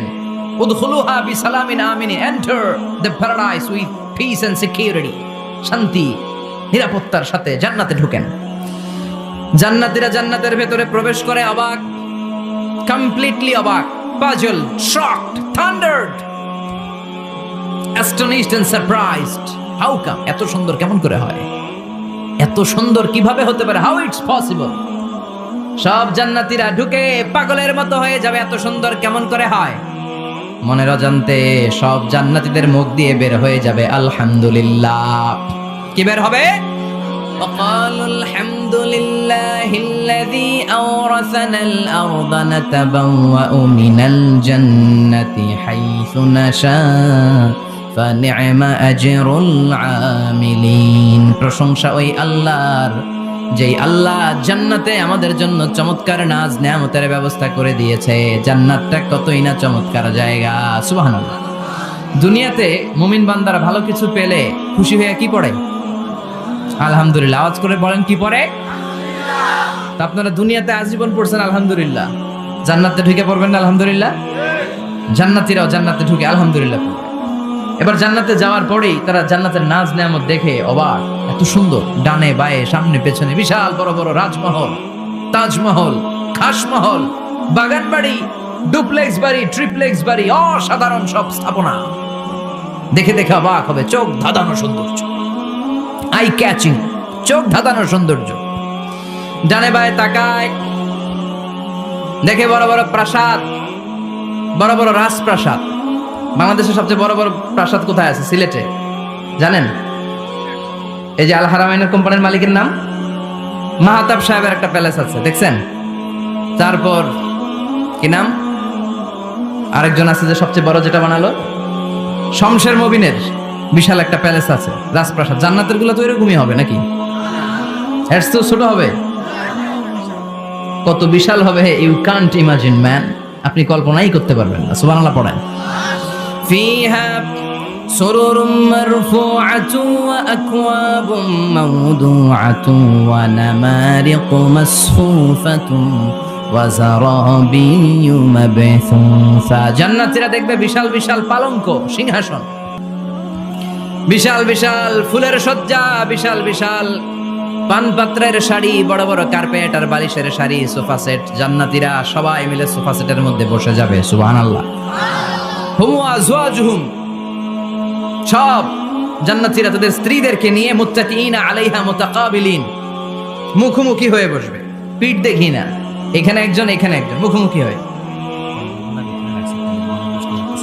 আচ্ছা, এখানে কয়েকজন আপনারা ভুল করে প্যান্ডেলের ভিতরেই পেছনে হুন্ডা রেখে দিচ্ছেন, এগুলো সরালে অনেক মানুষের অ্যাকোমোডেশন হবে। পিছনে কেউ তাকাবেন না, এদিকে তাকান, এদিকে তাকান। এই তুমি হাত নাড়াইতেছো কেন? বসো মিয়া, বসো। তুমি আমার শিখাচ্ছ কেমন আগাইতে হবে? তুমি আসো, তোমার শিখাই। এই টানাটানি খুব একটা খারাপ অভ্যাস, এই টেনে খুব বিশৃঙ্খলা হয়। কোনো টানাটানি নাই। যাদের হুন্ডা প্যান্ডেলের ভিতরে রেখেছো এখনই উঠো না, আমি 1-2 মিনিট আলোচনা করার পর আস্তে করে উঠবো, যাতে বুঝতে না পারে যে তুমি রাখছো হুন্ডা। আলোচনা আমি শুরু করতেছি আবার। আলোচনা শুরু করলে 1 মিনিট পরে আস্তে করে উঠে তোমাদের হুন্ডাগুলো পেছনে নিয়ে রাখবা, যাতে কোনো আওয়াজ না হয়। আর আলোচনার মাঝখানে কোনো কথা নাই, বসে যান। আলোচনার মাঝখানে ব্রেক হলে বক্তা তার আলোচনার ফ্লো হারিয়ে ফেলে। জান্নাতে জান্নাতীরা নাজ নেয়ামত দেখতে থাকবে একটার পর একটা, বিভিন্ন বাগান বাড়ি, ফুলের বাগান। ডানে তাকাবে দেখবে মৌমাছির গুনগুন শব্দ, বায়ে তাকাবে দেখবে ফুলের বাগান, ফলের বাগান। সামনে তাকাবে দেখবে রাজপ্রাসাদ, পেছনে তাকাবে দেখবে জান্নাতের নাজ নেয়ামত। ডান দিকে তাকাবে দেখবে বিশাল বিশাল পানির ফোয়ারা, পানির ফোয়ারা আর বড় বড় ঝর্ণা। জান্নাতের ভেতরে ঝর্ণা আছে না নাই? কথা বলেন। ঝর্ণা ঝর্ণা ঝর্ণা রে, বলনা বলনা বলনা রে, কার বিরহে পাগল পাড়া তুই, কার মিলনে ফুল ফসলে ভরা রে তোর দুকুল ভুই, কার মিলনে ফুল ফসলে ভরা রে তোর দুকুল ভুই। ঝর্ণা ঝর্ণা ঝর্ণা রে, বলনা বলনা বলনা রে, কার বিরহে পাগল পাড়া তুই। সুবহানাল্লাহ পড়েন। জান্নাতিন তাজরি মিন তাহতিহাল আনহার। আল্লাহ বললেন এমন চমৎকার জান্নাত আমি তোমাদের জন্য তৈরি করে রেখেছি, যেই জান্নাতের নিচ দিয়ে প্রবাহিত হবে স্রোতস্বিনী ঝর্ণা ধারা। সুবহানাল্লাহ। ঝর্ণা দেখতে ভালো লাগে না? কার হাত তোলেন। সবার মন চায় না ঝর্ণা দেখতে? ঝর্ণা দেখলে মনটা কেমন যেন স্বস্তি ফিরে পায়, ঠান্ডা হয়ে যায়, ঠিক কি না? জান্নাতীদের হৃদয়টারে শীতল করার জন্য রব্বুল আলামিন জান্নাতের চারিপাশে বড় বড় ঝর্ণা ফিটিং করবে, বিশাল বড় বড় পানির ফোয়ারা থাকবে। জান্নাতের স্পেশাল একটা ফোয়ারা আছে, ওইটার নাম সালসাবিল। কি নাম? আইনান তুসাম্মা ফিহা সালসাবিলা। সালসাবিল নামে বিশাল এক ঝর্ণা থাকবে। সুবহানাল্লাহ পড়েন। জান্নাতের এই নাজ নেয়ামতগুলো দেখতে থাকবে। তো জান্নাতে আপনারা ঢুকলেন, ঢুকে সোফাসেটে হেলান দিয়ে বসলেন আরামসে, নাজ নেয়ামতের সৌন্দর্য দেখছেন। অনেকক্ষণ হয়ে গেল জান্নাতে ঢুকছেন, এবার একটু খাবার দাবারের দরকার আছে না নাই? ওইটা তো আর জান্নাতে নাই। খাওয়ান দাওয়ানো আছে। ফুড অ্যান্ড রিফ্রেশমেন্টের পালা। Food and refreshment. বিশ্বনবী বললেন আউয়ালু তুআমিন ইয়াকুলুহু আহলুল জান্নাতি ফাজিয়াদাতু কাবিদিল হুত। সর্বপ্রথম যে খাবারটা জান্নাতীরা যেটা খাবে এটা হচ্ছে মাছের ভুনা কলিজা। The first meal and snacks will be served in paradise is liver fish fry. Liver fish fry. মাছের ভুনা কলিজা। সুবহানাল্লাহ পড়েন। ফেরেশতারা ট্রের মধ্যে করে জান্নাতি বিশাল সমুদ্রের মাঝখান থেকে ধরে আনা বড় বড় মাছের কলিজাগুলোরে ভুনা করে করে ফ্রিজার ট্রেতে করে জান্নাতীদের সামনে এভাবে দাঁড়িয়ে থাকবে। জান্নাতীরা ওখান থেকে মনের মতো খেতে শুরু করবে, ইচ্ছা মতো খাবে। অমনি যদি পাই, একটা যদি পাই, অমনি ধরে ঘাপুস ঘুপুস শুরু হয়ে যাবে। তখন ঘাপুস ঘুপুস দেখা ফেরেশতারা বলবে আস্তে আস্তে খান, ঘাপুস ঘুপুস একটু কম করেন, সামনে আরো আছে আইটেম, আরো আছে। বিশাল বড় বানকিউট হলের ভেতরে এই পার্টিগুলো হবে। বারবিকিউ পার্টি, কাবাব পার্টি, ডিনার পার্টি। জান্নাতীরা প্রথমে খাওয়া শুরু করবে মাছের ভুনা কলিজা। এটা যখন ঘাপুস ঘুপুস শুরু করবে ফেরেশতারা বলবে আস্তে আস্তে আস্তে খান, সামনে আরো আছে। বুফে ডিনারে যারা খেয়েছেন, বাফেট ডিনার মানে যেখানে অনেক খাবার দেয়া থাকে, 5 স্টার 7 স্টার হোটেলে কেউ আপনাকে সার্ভ করবেন, আপনার প্লেট নিয়ে আপনি কি খাবেন আপনি জানেন, আপনি নেবেন। ওইখানে সব কিছু অনেক আইটেম থাকে। আপনি কাবাব খাবেন, শিক কাবাব, ফ্রাই কাবাব, ঝাল কাবাব, জালি কাবাব, কাশ্মীরি কাবাব, হায়দ্রাবাদি কাবাব, ইউরোপিয়ান কাবাব, টার্কিশ কাবাব, 8-10 ধরনের কাবাব থাকবে। সুবহানাল্লাহ পড়েন। সালাদ খাবেন, ঝাল সালাদ, টক salad, fry salad, fruit salad, yoghurt মাখানো সালাদ, টক দই দেওয়া সালাদ, মিষ্টি দইয়ের সালাদ। সালাদের 7-8টা ধরন থাকে। মুরগি খাবেন, গরু খাবেন, মিট আইটেম অনেকগুলো থাকবে। ডেজার্ট খাবেন, কাস্টার্ড থাকবে, ফালুদা থাকবে, এইটা থাকবে, সেটা থাকবে, 7-8 ধরনের থাকে। তো প্রথম যারা বুফে ডিনারে 5 স্টার হোটেলে কোনো প্রোগ্রামে খেতে যায়, তারা প্রথমেই প্লেটে এত নিয়ে নেয়, পরে সামনে দেখে যে আরো মজার মজার আইটেম আছে, ওগুলো আর খেতে পারেন, আছে না নাই? শুরুতেই এইটা সেটা মুরগি পাইছে, মনে করছে যে মুরগিটাই খাবো, মুরগি আর গরু প্লেট বোঝাই করে গলা পর্যন্ত খাইছে। সামনে যায় দেখে কবুতরের স্যুপ, কবুতরের soup is waiting for you. তখন মনে খুব চাচ্ছে একটু স্যুপ খাই, কিন্তু স্যুপ খাওয়ার জায়গা রাখছিল, কথা কন। তো ফেরেশতারা বলবে একটা যদি পাই অমনি ধরে ঘাপুস ঘুপুস একটু কম করেন, আরো আছে। সুবহানাল্লাহ পড়েন। এরপর আল্লাহ বলবেন ওয়ালাহমি তাইরিম মিম্মা ইয়াশতাহুন। মাছের ভুনা কলিজার পরে পাখির ভুনা গোশত জান্নাতীদেরকে দেয়া হবে। সুবহানাল্লাহ। ওইটাও খাইতে শুরু করবে। ফেরেশতারা বলবে আস্তে খান, অনেক আছে তো আইটেম। উকুলুহা দাইম, কোরআনের বর্ণনা, 24 আওয়ার সার্ভিস। এমন নয় যে সকালে গেলেন পেয়েছেন, দুপুরে গেছেন নাই। এরকম দাওয়াত আছে না নাই? দেরি কইরা গেলে মুরগির রান পাওয়া যায় না, খালি পোলাও আর গরুর গোশত খান, খাইয়া আলহামদুলিল্লাহ কন, আছে না নাই? জান্নাতেও তো এরকম হবে। আগে আগে খাইয়া ওনারা ফিনিশ, আমরা পরে গেছি আর নাই। ওরা গরম গরম খাইছে, আমরা সিরিয়ালের পিছনে ছিলাম, আঙ্গুলি ঠান্ডা। জান্নাতে এরকম কিছু হবে। উকুলুহা দাইম, 24 আওয়ার সার্ভিস। আল্লাহ বললেন ওয়া ফাকিহাতিন কাসীরাতিন লা মাকতুআতিন ওয়া লা মামনুআ। ইচ্ছে মতো অঢেল ফল খাও, কারো মনে চায় 5টা খেতে, কারো 10টা, কোনো না আছে। দেখবেন এক জায়গায় দোয়া হয়েছে, তো দোয়া শেষে সবাইকে খাওয়াইতে চাইছে, বাজেট হচ্ছে 2 প্যাকেট করে বিরিয়ানি। আপনি 3টা চাইলে দিব, কথা কয় না। আপনি যদি 4টা চান দিবে 2 প্যাকেট। তো জান্নাতেও তো এরকম, 2টা করে আপেল খান, সবাই খায় আলহামদুলিল্লাহ পড়। এরকম লা মাকতুআতি ওয়ালা মামনুআ, শেষ হবে না। জান্নাতের যেই আপেলের ডাল থেকে আপনি আপেলটা ছেড়েছেন, টান মেরে ছেড়ার সাথে সাথে ওই ডালের মধ্যে নতুন করে আপেল হয়ে যাবে। কুল্লামা রুজিকু মিনহা মিন সামারাতির রিজকা ক্বালু হাযাল্লাযী রুজিকনা মিন ক্বাবলু ওয়া উতু বিহি মুতাশাবিহা। জান্নাতীদের কাছে যখন কমলা দেয়া হবে, কলা দেয়া হবে, জান্নাতীরা বলবে কলা দিবেন কেন? কলা তো দুনিয়ায় অনেক খাইছি। কমলা দিলেন কেন? কমলা তো খাইছি। খান নাই কমলা? কলা? আল্লাহ বলবেন এই কলা ওই কলা না, এই কমলা ওই কমলা না। দুনিয়াতে কলা খেতে হলে কলার ছোলা ছিলতে হয়, জান্নাতের কলার ছোলা ছিলতে হয় না। ছোলা খাইয়ে দেখো, কলার চেয়েও মজা। কমলার ছোলা ছিলতে হবে না, খোসা থেকে পর্দা ছড়াতে হবে না, বিচি ফেলতে হবে না, ধোয়া লাগবে না, কাটা লাগবে না। যত মনে চায় খেতে থাকো। এই নিয়ামত আপনাদের জন্য জান্নাতের ভেতরে প্রস্তুত করে রেখে দিয়েছে কে? ইচ্ছে মতো জান্নাতীরা এই পার্টিতে খাবে। অনেক খাওয়া হইলো, এবার ড্রিঙ্কস এর দরকার আছে না নাই? দেখবেন খাওয়ার পরে গ্লাস নিয়ে এরকম চিয়ার্স করে, চিয়ার্স আছে না নাই? তো দুনিয়াতে তো আমরা চিয়ার্স করতে পারি না, আমরা জান্নাতে করব। দুনিয়াতে আমাদের জন্য মদ খাওয়া, হুইস্কি, ওয়াইন এগুলোকে খাওয়া হারাম করছে কে? দুনিয়াতে যারা মদ খায় নাই, ওই জান্নাতীদের জন্য আল্লাহ তাআলা জান্নাতে মদের ব্যবস্থা রাখবে। কিন্তু ওই মদে কোনো দুর্গন্ধ হবে না, ওই মদে কোনো মাতলামিও হবে না। জান্নাতের বড় বড় ফুল বাগানের সুন্দর সুন্দর সুঘ্রাণওয়ালা ফুলের নির্যাস থেকে নিয়ে নিয়ে আল্লাহ এই মদগুলো তৈরি করেছে। চিল্লায় পড়েন আল্লাহু আকবার। রব্বুল আলামিন বলেন, খাবার পরে জান্নাতীদেরকে পানীয় সার্ভ করা হবে। এই পানীয়গুলো সব হবে পবিত্র পানীয়। ওয়াসাকাহুম রাব্বুহুম শারাবান তাহুরা। এই পানির মধ্যে কোনো দুর্গন্ধ নাই, এই ড্রিঙ্কসের মধ্যে কোনো ধরনের মাতলামি নাই। সবগুলো পানীয় হবে শারাবান তাহুরা, পবিত্র পানীয়। সুবহানাল্লাহ। অঢেল ড্রিঙ্কসের জন্য আল্লাহ তাআলা 4টা ড্রিঙ্কসের ঝর্ণা করে দিবে। 4টা, চিৎকার করে বলতে হবে কয়টা? সবাই বলেন। কেমন আছেন? ভালো আছেন? আহলান ওয়া সাহলান। মাশাআল্লাহ। বসেন। 4টা ঝর্ণা কয়টা? কথা কয় না। মনোযোগ শেষ। মনোযোগ আছে না গেছে? তাকবীর পড়েন, লিল্লাহি তাকবীর। আর জোরে লিল্লাহি তাকবীর।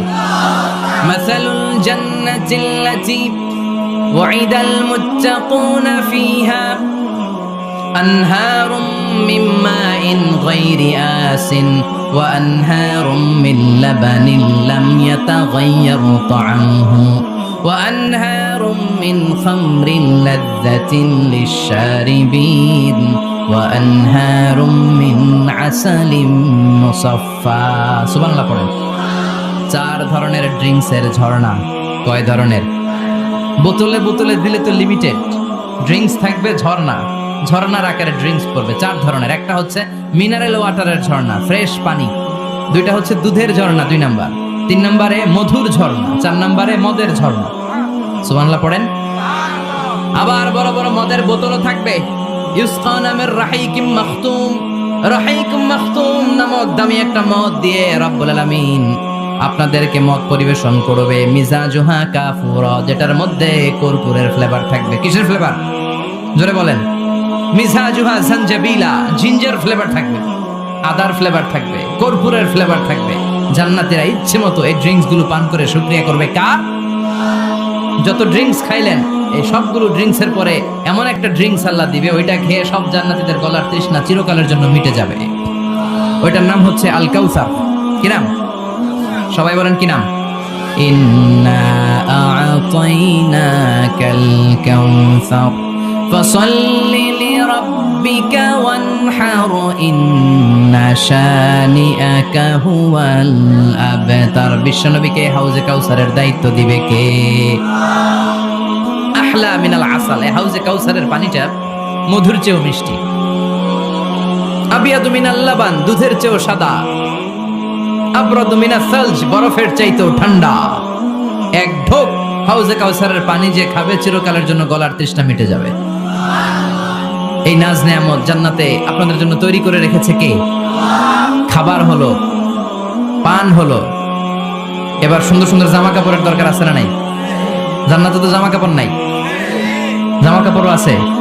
মহিলারা শপিং করতে পছন্দ করে বেশি, তাই না? পুরুষদেরকে নিয়ে গেলে একটার পর একটা ব্যাগ ধরায়, পুরুষগুলো ব্যাগ নিয়ে হাঁটতে থাকে আর মহিলারা সামনে পছন্দ করতে থাকে। আছে না নাই?